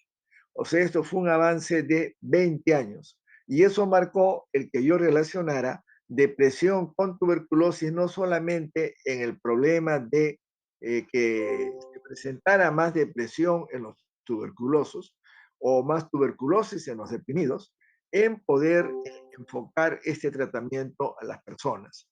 Aprendí, por ejemplo, que tú no puedes dar a un tuberculoso cualquier antidepresivo. Los tricíclicos son los antidepresivos más eficaces. ¿Por qué? Yo no lo sé. Pero es que los tuberculosos que tienen enfermedad, la gran mayoría lo hacen no porque tengan contacto con un enfermo o porque tengan SIDA, sino fundamentalmente porque están deprimidos. Y es necesario tratar la depresión por dos razones. Se mejora el sistema inmune con tratamiento antidepresivo y además se disminuye la capacidad que tienen estos pacientes de abandonar el tratamiento. Y aquí aprovecho para hacerte una pregunta, Pepe. Los tricíclicos mejoran el rendimiento de los macrófagos. ¿Podrías un poco comentar cómo sería este factor? Porque se ha encontrado que de los tricíclicos el macrófago es mucho más potente. Claro, cómo no. Solamente resumiendo para lo de tuberculosis y depresión, que como, disculpa, tú lo has descrito inicialmente, pero ahí se planteaba la asociación, pero no sabía cuál es cuál. En el mundo actual sí ya sabemos, ¿sí? Va para los dos lados. Ah, claro, es para los dos lados, pero principalmente la depresión disminuye la respuesta TH1. Al disminuir TH1 es la principal defensa contra tuberculosis, Así entonces es. se produce mayor chance de que desarrolle tuberculosis. Y ahí viene la respuesta de tu pregunta.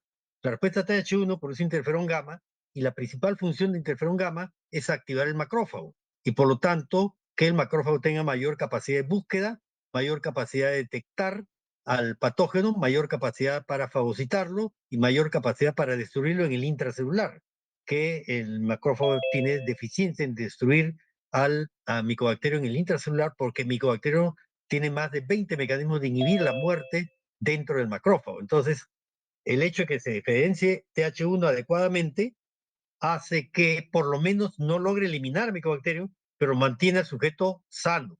sin enfermedad.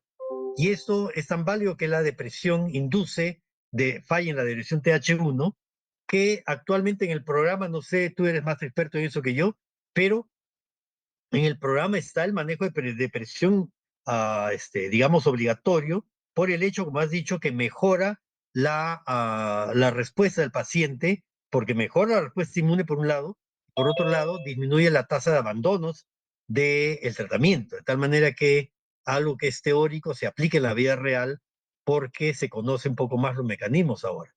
El primer estudio que se hizo en el mundo asociando abandono y depresión también lo hicimos nosotros hace como 30 años. Ese que te estoy hablando ya va a cumplir 50, este año 81, son 20, dentro de poquito ya son 50 años. Encontramos que cuando tú tienes un buen programa de tuberculosis, y acá quiero hacer un paréntesis, los peruanos somos tan ingenuos, por no usar otra palabra, que nunca creemos que podemos hacer cosas buenas, ¿cierto, Pepe? Solo lo creen Cierto, todos. total. Yo me mato de risa, ¿ya? Y entonces, lo que nosotros creemos, que lo que tenemos nosotros es igual en todas partes. Disculpen, programas de tuberculosis con abandono menos del 10%, el Perú es uno de los pocos países que lo tiene y a nivel nacional. Acá nosotros queremos tener como tuvimos en la época de oro del programa, que desgraciadamente ahora esta etapa por diferentes razones no la tenemos. Me acuerdo que en Lima Norte el porcentaje de abandonos era 2%. 2% de abandonos para más o menos 8.000, 9.000 pacientes por año. Una cifra fabulosa. Eso lo logramos porque había un muy buen programa y cuando tú evalúas las causas de abandono, cuando el programa no es bueno, la primera causa de abandono es el problema de los servicios. O sea que los servicios son tan malos que hacen que el paciente abandone. Nosotros tuvimos un hospital en esa época en que se cumplían las normas que se seguían dadas por la Organización Mundial de la Salud, que eran tan ingenuas, por no usar una palabra más dura, que obligaban a que el personal se pasara horas de horas separando las pastillas por pacientes. Y en este hospital se hizo un gran complejo de cajitas que iban en armarios.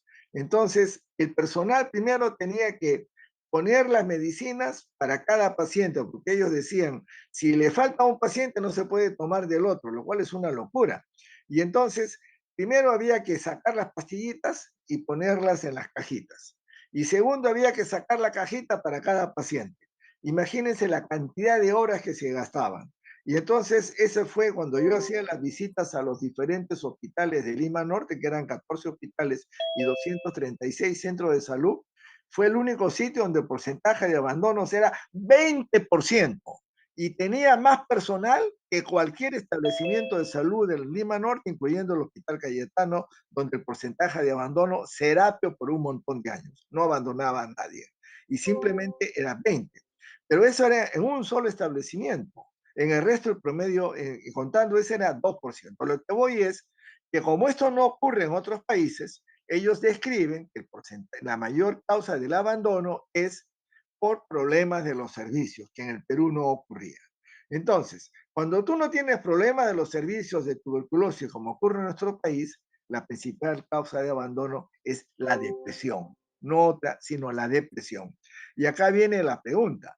La depresión es lo que hace también que ustedes en reumatología, en los pacientes con enfermedades autoinmunes, abandonen el tratamiento. ¿Es un factor importante? Yo creo que es el mayor. Sinceramente creo que es el mayor factor y no se le evalúa. Aquí hay una pregunta, antes que me gane el tiempo, que Acá tienes tú, la doctora Laura, bueno, Domitila Marmolejo tiene una pregunta. un ratito antes que se pase, aquí me Ya. hacen una pregunta Blanca Mallorca. ¿El vitiligo también puede ser desencadenado por estrés? Totalmente, doctora. Y ahí hay un experimento que han desarrollado los japoneses muy interesante. ¿Qué han hecho? Han construido piel artificial con folículo piloso, todo artificial, ¿sí? Y les han colocado neurotransmisores. Entonces, cuando le colocan neurotransmisores de tipo adrenérgico, o dopaminérgico primero, dopaminérgicos, la hormona de la felicidad, de la tranquilidad, ¿no es cierto? Dopaminérgicos, estos neurotransmisores actúan estimulando las células madre que están en todos los tejidos, y esas células madre van a producir factores de crecimiento, epidermal growth factor, vascular endothelial growth factor, que estimulan a los melanocitos por un lado, para que sinteticen su pigmento y tengan el color de la piel, y a los folículos pilosos, a la capa basal de los folículos pilosos para que crezca el pelo. Pero si yo le pongo neurotransmisores de tipo adrenérgico, que son de las personas estresadas, intranquilas, preocupadas, estos neurotransmisores adrenérgicos no solamente no estimulan a las células madre locales, sino que le inducen apoptosis a las células madre. Y de esa manera ya no hay estímulos para el melanocito, y esto ocasiona que pierda su capacidad de producir el pigmento y aparecen las zonas de vitiligo. De tal manera que el vitiligo claramente es una enfermedad autoinmune, ¿ok? Importantemente tiene también un origen de tipo emocional, algún factor ¿cómo se dice?, de expresión externa es lo que está dándole el problema al paciente, que está originando la autodestrucción de sus melanocitos para tener las zonas depigmentadas. Tú me decías algo, Tito, No, sí. no, aprovecho de lo que tú estás comentando. Si puedes comentar un poco sobre los trabajos pioneros del doctor Shinya Yamanaka de la Mm. Universidad de Kioto, que él a partir justo de que hablas de piel, de una célula de piel, logra transformarla en una célula madre. Y cómo eso tiene que ver con lo que tú acabas de explicar. Porque antes no se pensaba que una célula de piel o de cualquier órgano, este sistema pluripotente que tenemos, que lo lleva a producir células madre y por tanto poder recuperar cualquier daño que uno pueda tener en el organismo, como lo que tú acabas de mencionar, que es la enfermedad vitíligo. Sí, bueno, su descubrimiento ha sido muy importante, eh, por el hecho de que se llega a conocer los genes que regulan esta modificación de una célula stem, una célula madre tisular, una célula madre de un adulto, de una célula madre del óvulo fecundado, que es lo que va a formar tanto la placenta como todo el feto completo, ¿no? Entonces, esa célula madre del óvulo fecundado tiene toda la potencialidad, y a través de activación de determinados genes comienza a perder algunas propiedades y comienza a desarrollar órganos específicos, por ejemplo, y ganando activación de algunos genes. O sea, ¿cuáles son los genes que regulan este proceso? Eso es lo que le mereció el premio Nobel. Y eso es lo que se está trabajando actualmente a partir de células tisulares, tejido de adulto, se logra modificar la activación de estos genes, ¿no?, que se llaman las células madre inducidas, para tener propiedades mayores que la que tiene una célula madre tisular, y para producir eventualmente órgano completo, ¿no?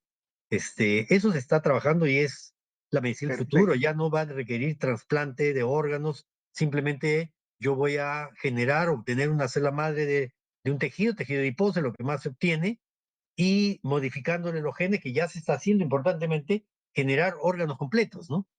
Activándolos en forma diferencial. Sí, dime. Por favor, la doctora Laura Ernestina Marmolejo, si puede prender su micro, y la doctora Nancy Feijó también. Ya, doctora Laura Ernestina, adelante, por favor. Y buenas noches, doctor. Pues muchas gracias por la plática. La verdad que se me hizo muy interesante el tema y más ahora con lo que nos ha explicado, ¿no? Cuánto influye el estado de ánimo. Yo hoy que veo estudiantes de medicina, pues hoy veía a una chica que temblaba, ¿no? O sea, de esa de que están ansiosos, nerviosos y siempre les digo, a ver, cuando estemos pasando visita, pues no, traten de controlarse y no estarse moviendo. Entonces, hoy nuevamente me decía, dice: "Cuando la veo, me acuerdo que debo de no estarme moviendo". Le digo: "Sí", le digo, "porque es importante, pues, que usted no se torne de esa manera". Entonces, ella me decía, dice: "Es que estoy ansiosa y depresiva", ¿no? Y así abiertamente a sus compañeros. Entonces, yo decía: "¿Cuán cuánto ha aumentado, pues, este tema de la depresión y la ansiedad?". A lo mejor antes estaba encubierto, ¿no? Y sí ocurría, pero ahora yo lo veo que es como más frecuente, ¿no? Ahorita, pues, hablo del personal de salud que se está formando como los estudiantes, pero, pues, en la consulta de pediatría, yo veo pediatría, pues, hacía por cual más pequeño o adolescente, pues, siempre están hablando como de esta situación, ¿no? De la ansiedad, la ansiedad, la ansiedad. Y yo lo veo que, pues, con lo que usted nos explica, pues, potencialmente, pues, tienen riesgo de, pues, de esas alteraciones que nos ha comentado. Ahorita fue algo que me saltó a la mente. Pero mi pregunta era, Em, acá en México se ocupan mucho, colorantes artificiales que, según estos, son derivados azoicos del petróleo, como la Mm. tartrazina, que es el amarillo Eh, 5. Yo investigando y leyendo, pues, veía que los pacientes asmáticos, pues, son más susceptibles a hacer broncoespasmo, porque la molécula de la tartrazina tiene un aspecto parecido a la molécula de la aspirina, ¿no? Que en los pacientes asmáticos también podría darles, pues, alguna repercusión. Pero mi pregunta es, ¿usted ha visto si este tipo de colorantes de la industria alimenticia y puede causar enfermedades autoinmunes o esa disfunción que habla del sistema límbico? ya, muchas gracias por su pregunta. Voy a tratar de responder lo más corto posible, pero la respuesta es larga, ¿no? Y yo Sí, sé que la gracias. hora ya está avanzada, pero lo más rápido No, posible. sigue nomás, que Dos todavía cosas, tenemos media hora, Pepe. ya, Tranquilo, que está dos interesantísimo. cosas. Dos cosas. Primero, lo que usted me decía, a los alumnos de por las carreras médicas, medicina específicamente, no se les habla de ese tema. Entonces ellos nunca escucharon la importancia que tiene el sistema límbico, el sistema emocional sobre el desarrollo de enfermedades, y no solo enfermedad autoinmune, ¿ah? Un montón de otras enfermedades, diabetes, hipertensión, etcétera, pero digamos enfermedad autoinmune. O sea, no les enseñaron la relación directa que hay, ¿sí? Sí, Segundo, no les enseñaron cómo preguntar preguntas del entorno emocional íntimo. Usualmente son situaciones emocionales íntimas que no es fácil preguntar. Y si no le enseñaron, no lo va a preguntar porque no sabe cómo preguntar. Y si por ahí le pregunta y le da una respuesta, no sabe qué hacer con la respuesta.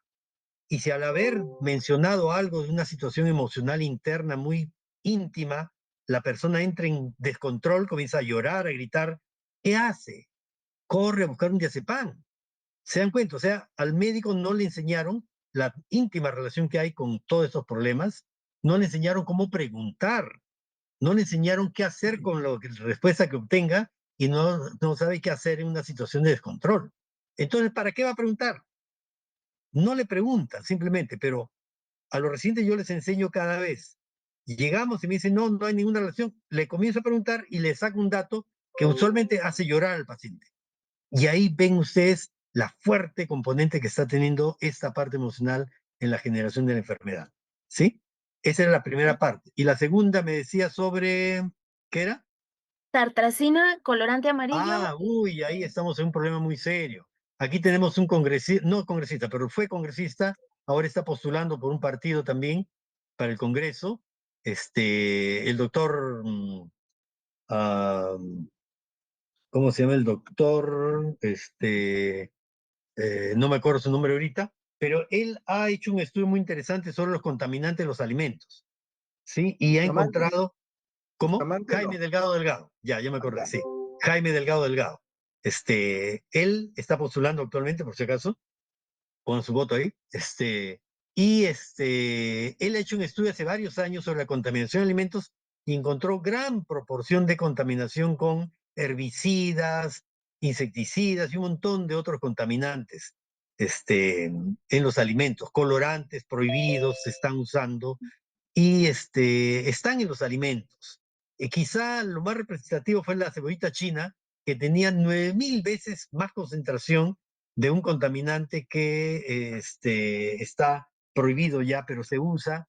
Y lo más triste para el peruano fue que estos mismos proveedores que proveían los supermercados de esos alimentos contaminados, el producto que exportan no tiene contaminantes.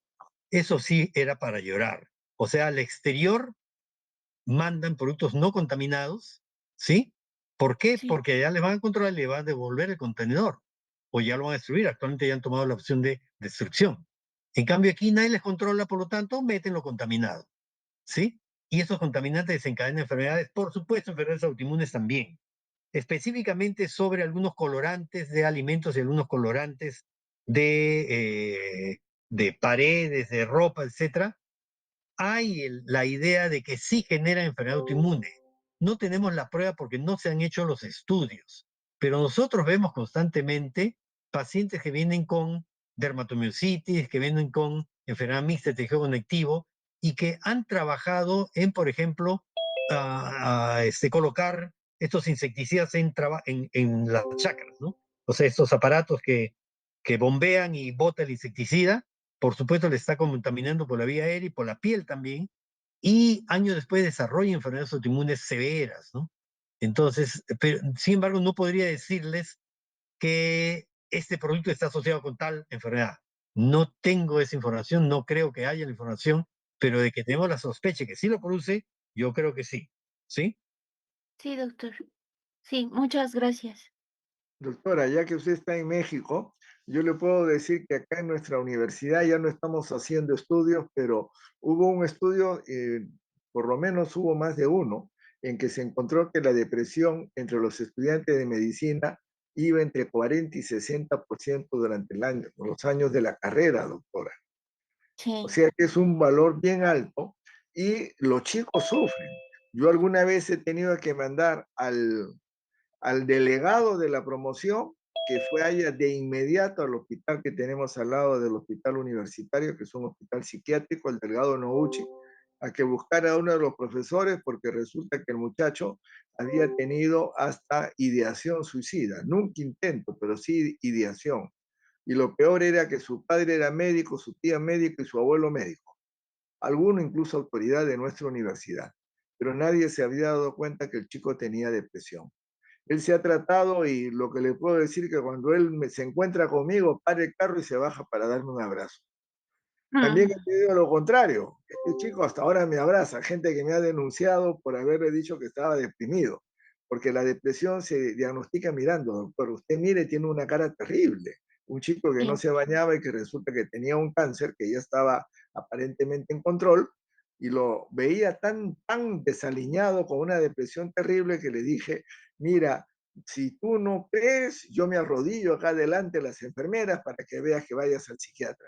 Si vas y no tienes depresión, no pasó nada, pero si tienes, ganaste. Me denunciaron y lamentablemente yo lo seguiré haciendo, doctora, así me sigan denunciando porque la depresión puede matar a la gente. Infelizmente, y aprovecho para usar lo que ha comenzado hoy día el doctor Aguilar, el año pasado tuvimos una reunión en que tuvimos a un sacerdote y al doctor Matos sobre el problema de la antepasado, perdón, sobre la depresión más que la depresión, los suicidios entre trabajadores de salud. Y la conclusión a la que llegamos todos es que uno no puede predecir quién es el que se va a suicidar. Pero aquí participó la hija del doctor Matos, Claudia, que ha sido exalumna de nuestra universidad, que ella es genetista y ella ha trabajado y tiene mucha relación con universidades canadienses. Y ella comentaba que en Canadá lo que ellos habían llegado a la conclusión es que la única forma de evitar suicidios es tener meditación, que era lo que el doctor Aguilar ha mencionado.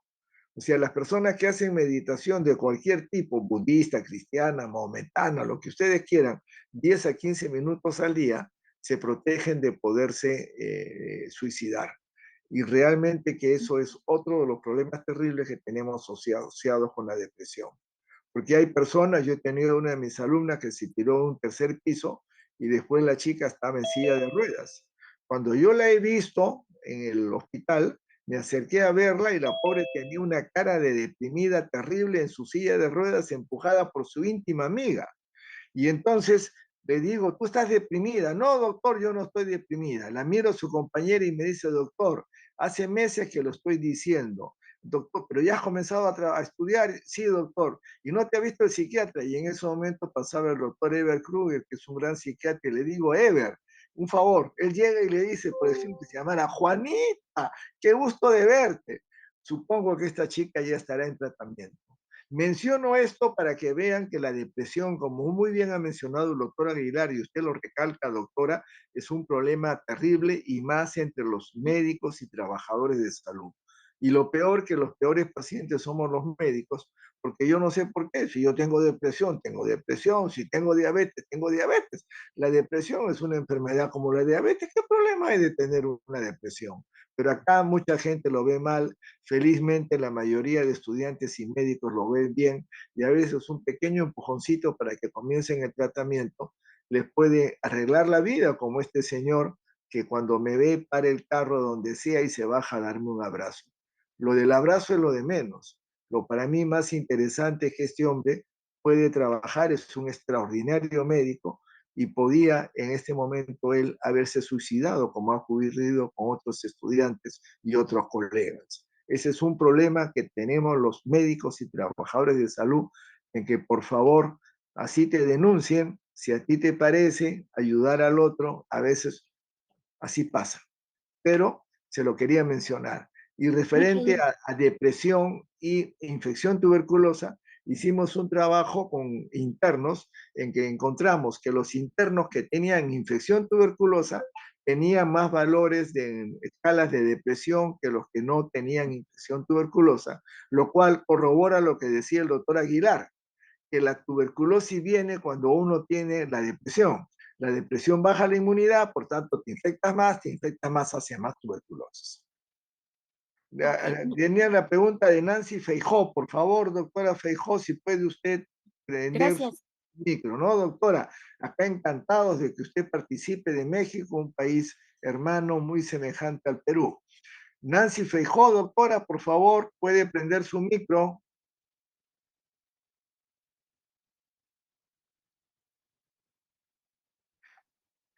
La doctora Claudia Chira tiene una linda pregunta.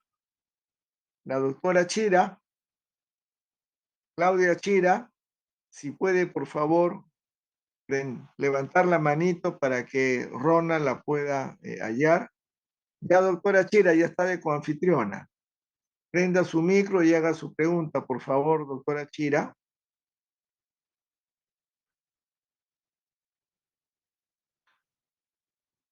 Doctora Chira.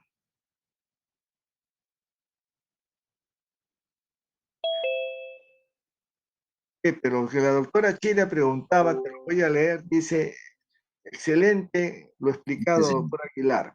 Muchas gracias. ¿Nos podrá compartir los resultados del trabajo que realiza en su servicio con la terapia cuerpo-mente? ¿Cuál es? ¿Está prendida? Doctora Feijó, haga su Buenas pregunta, noches. por favor. Buenas noches. No sé si me escuchan. Por supuesto que le escuchamos. Muchas gracias por esa conferencia, esa charla muy interesante e importante para los que hacemos medicina día a día. Incluso habemos médicos con alguna clase de enfermedad autoinmune.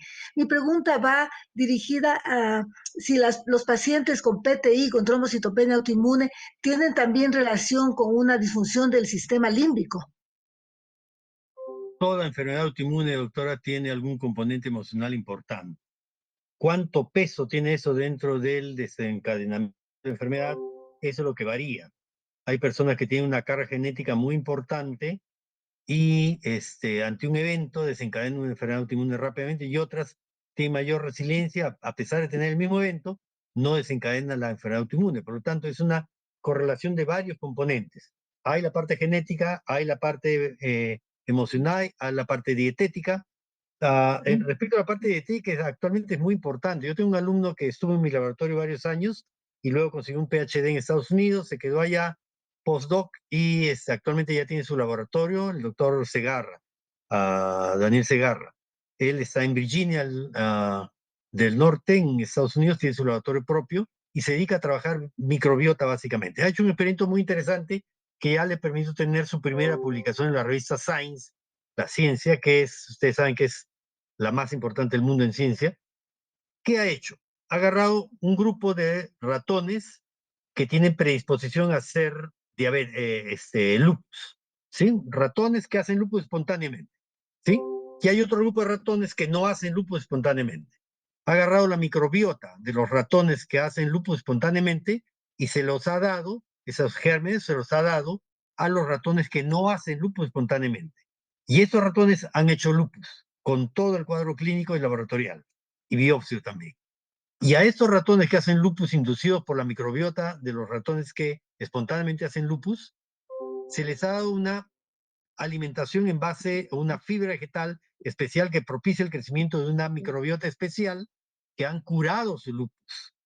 Es esa la trascendencia que tiene, por lo cual lo han publicado rápidamente en la revista Science, ¿no? Entonces, la microbiota también es muy importante, porque, o sea, es la interacción de varios de esos componentes que dan como resultado final que tenga o no una enfermedad autoinmune en una persona. Y esto, la parte emocional es muy importante. Hay varias anécdotas que quisiera contarles, pero yo sé que el tiempo es ya, Cuenta, Pepe, por ya, la, favor, la cuenta, última, porque la la última, porque doctora ya Chira, también yo la tengo que irme. pregunta de ella va por ahí. Sigue. Ya, entonces mire, viene una paciente, lo ve el residente en Cayetano, lo ve el residente y luego pide la ayuda del asistente y con el asistente se decide terapia, examen, etc. Entonces viene una paciente, una chica de unos 23, 24 años que viene de Trujillo y que tenía esclerodermia. Entonces el residente viene y me dice, doctor, una paciente con esclerodermia. Yo le digo, bueno, vamos a ver. ¿Cuál es la causa? Le digo. Me dice, bueno, doctor, es una enfermedad autoinmune, no se conoce la causa. Yo le digo, sí, si hay causa, vamos a buscarla. Entonces voy a la consulta con él y comienzo a conversarle a la paciente. Ustedes saben que para hacer una pregunta íntima hay que entrar con cierta estrategia para que el paciente se abra, ¿no? Entonces comienzo a contarle algunas cosas propias, algunas cosas inclusive personales, comienzo a contar un pequeño chistecito, relaja a la paciente y le digo, antes de que, esta enfermedad tenía más o menos un año de evolución. Le digo, antes del año, ¿algo pasó en tu vida? ¿Algún evento importante pasó en tu vida? Y la paciente empieza a llorar. Y bueno, se calma y me dice, sí, doctor, sí pasó. ¿Qué pasó? Resulta que ella estaba enamorada de un muchacho que era odontólogo en la ciudad de Trujillo, ¿ok? Y ya llegó a su casa, ya estaban en planes de matrimonio, etcétera, y de pronto le dice, voy a ir a un congreso de odontología en Cusco. Y se va, chavo amorcito, y se va, ¿ok? A los días, ella ve en el Facebook, ¿no? El Facebook, encuentra una foto que le enviaban, algún contacto por ahí, donde él está casándose con otra chica en el Cusco, ¿sí? Tremendo golpe para la chica, ¿sí? El muchacho regresa como si estuviera todo normal y ella le dice, vamos al parque a conversar. Lo saca y le dice, mire, he visto la foto, entonces él se ve descubierto y comete la segunda burrada, ¿no es cierto? Le dice, mire, en realidad yo te quiero a ti, yo no le quiero a la chica, pero mis padres quieren que yo me case con ella, me han obligado a casarme y ella es una chica también odontóloga que tiene mucho dinero, me va a ayudar en la profesión y tú eres una secretaria que no tienes dinero, no me vas a poder ayudar, mi familia no quiere que esté contigo y quiere que me case, yo me he casado con ella, pero yo quisiera seguir teniendo contacto contigo, la chica lo vota, por supuesto, y 6 meses después empieza con un cuadro severo de esclerodermia, rápidamente progresivo, que es cuando la vemos, ¿sí? Le empezamos una terapia, en realidad la terapia farmacológica es placebo en esclerodermia, y le comenzamos terapia mente-cuerpo. La chica ha mejorado, tiene alguna huella de esclerodermia, no mucho, y tiene un hijito, estudió Derecho, ya está graduada de Derecho, con terapia mente-cuerpo básicamente, está haciendo colchicina, una tablita cada 12 horas, y está bien, estable, ¿sí? Para que le vean cómo, pero si no le preguntan el evento emocional, la paciente no se los va a decir porque usualmente son eventos internos, emocionales, pero íntimos, ¿no? Que no suelta fácilmente un paciente y hay que tener la estrategia para entrar y preguntarle y también qué cosa hacer con eso. Les muestra cómo si no se tiene el interés de buscar una causa, no se la va a encontrar y va a seguir con sus fármacos y de repente no va a responder y va a evolucionar mal. Hay muchos casos de eso que sería interesante, pero como les digo, no quiero extender mucho porque ya también para mí es tarde. ¿Sí? Vamos a tener la última Muchas pregunta. gracias, doctor. Última pregunta, sí. La última pregunta que va a ser del doctor Jorge Chen.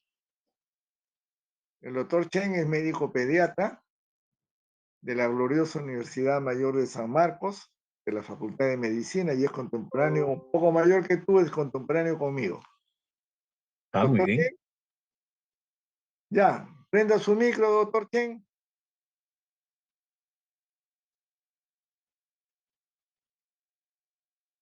Doctor Chen, ya le han Buenas dado, noches. Muchas gracias. Muchas gracias, doctora Chinelli. Doctor Aguilar, lo ¿Qué tal? felicito. Mucho gusto. Muy completa y bastante interesante lo que usted hoy nos ha referido. Acá en los Estados Unidos ya hay otras especialidades, integrando la área del aparato digestivo y el sistema nervioso, ya se tiene la gastroenterología, la gastroneurología. Y también para esta área que hoy día usted tocó, ¿ve? Se tiene una nueva área, una nueva especialidad que es la psiconeuroinmunología, ¿no? La psiconeuroinmunología ya está, ya algunos ya la vienen ya desarrollando esa especialidad. Entonces, los antiguos males psicosomáticos que no tenían especialista, los antiguos males psicosomáticos que no tenían, ya ahora prácticamente todos van derivados a esos especialistas que están atendiendo justamente estos males que usted hoy día, ¿no? Usted ha desarrollado en su conferencia. No hay todavía, al menos hasta donde tengo entendido, alguien allá en el Perú que esté en este campo de la neuroinmunología. Tal vez ya hay ya un gastroneurólogo, pero un psiconeuroinmunólogo no creo que todavía lo tengan en el Perú. ¿Estoy en lo correcto o no? Ah, sí, con mucho gusto. Yo, como dije, soy el director de la maestría en biología y uno de los módulos de la maestría se llama psiconeuroinmunoendocrinología, Ujú. que es un módulo que se puede hacer, todo el módulo, puede hacer toda la maestría, pero también solo ese módulo se puede hacer. Se puede ingresar a solo ese módulo y es muy interesante. Ahí realmente le cambiamos todo el enfoque que tienen los médicos y otros profesionales de salud para entender todas esas complejas interrelaciones que hay entre el sistema inmune y todo el sistema neuroendocrino, a la parte gastrointestinal, el eje, actualmente hay mucho interés en el eje microbiota intestino-cerebro, que regula gran parte de la terapia, inclusive actualmente. Por ejemplo, no le damos alimentos con gluten a los pacientes que tienen espondiloartropatías seronegativas, o los que tienen enfermedades neurológicas como Alzheimer, demencia senil. Se les quita el gluten por el hecho de que el gluten produce un metabolito que tiene acción enzimática en el epitelio intestinal y rompe la unión intercelular de las células epiteliales y permite el ingreso de algunos gérmenes hacia el medio interno, generando una respuesta inflamatoria allí, y esta respuesta inflamatoria genera activación de todo el eje microbiota intestino-cerebro, produciendo inflamación sistémica, ¿no? Hay mucho interesante en esto sería muy interesante que los médicos también tengan mayor conocimiento, pero por lo menos es un módulo de la maestría que usted lo podría llevar independientemente, no solo ese módulo. Sobre el alcance que usted acaba de, justamente hay una publicación de alguien que es experto, es el White Bread and Brain, sobre Ajá. todos los efectos deleterios que puede tener el gluten. Muy interesante esa publicación. Bueno, también en el Día Mundial de la Tuberculosis, que es hoy 24 de marzo, la tuberculosis sí es una enfermedad, pero hay otro proceso que no es enfermedad, el embarazo. El embarazo también está asociado con depresión. Una depresión que prácticamente al término del embarazo se tiene la famosa depresión postparto, porque en el embarazo lo que sucede es que también la persona presenta algo de disminución de la inmunidad, Sí, reduce la inmunidad, y al reducir la inmunidad entonces hace susceptible a la persona, la hace susceptible a que desarrolle la depresión, a desarrollar la depresión. En la tuberculosis lo que sucede es que también probablemente baja toda la inmunidad, como en el paciente con HIV, y eso también lo lleva a la depresión. muy bien. Muchas gracias por su atención. Muchas gracias, Antes de que doctora tenga sus Chinelli. Sí. palabras finales, Pepe, quería anunciar la conferencia de la próxima semana. Vamos a pasar de medicina translacional que ha hecho hoy día el doctor Aguilar, que es de la cama del paciente a la base medicina en laboratorio, y de laboratorio a la medicina al lado del paciente. La próxima semana vamos a tener una conferencia que nos va a sacar a todos de nuestro sitio de confort, pero va a estar sumamente interesante porque le va a dar el único arqueólogo e historiador que tenemos en el Perú, el doctor el magíster Antonio Coello, de la Universidad Nacional Mayor de San Marcos, que él ha sido director de la investigación arqueológica colonial y republicana del Hospital de San Andrés, en varios de los conventos y casas de Lima. Y es bien interesante porque una de las cosas que no nos damos cuenta es cómo la medicina cambia, y al cambiar la medicina tiene que cambiar hasta la forma del diseño de los hospitales. Entonces, el conocer un poco cómo ha sido este diseño en Lima nos va a ayudar a abrir la mente, a poder incluso pensar en la necesidad de que tenemos que ir mejorando nuestras construcciones, y esperemos que podamos elegir un presidente y un equipo de gente que realmente cumpla las condiciones de ser honrado y además competente, para que podamos salir de este atolladero. Entonces, la próxima semana será el magíster Antonio Coello quien va a estar acá con nosotros. Y quería que prendieran todo su pantalla, por favor, para que Ronald pueda tomar una foto.